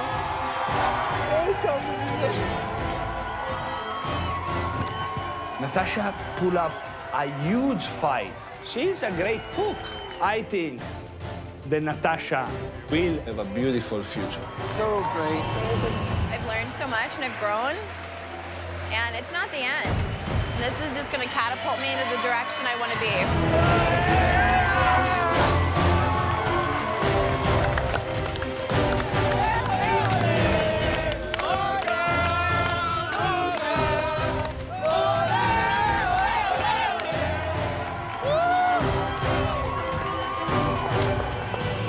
If you think you got what it takes to become America's next MasterChef, just like Luca, then please visit MasterChefCasting.com for more details. Seriously, good luck. I am America's MasterChef! One potato, two potato.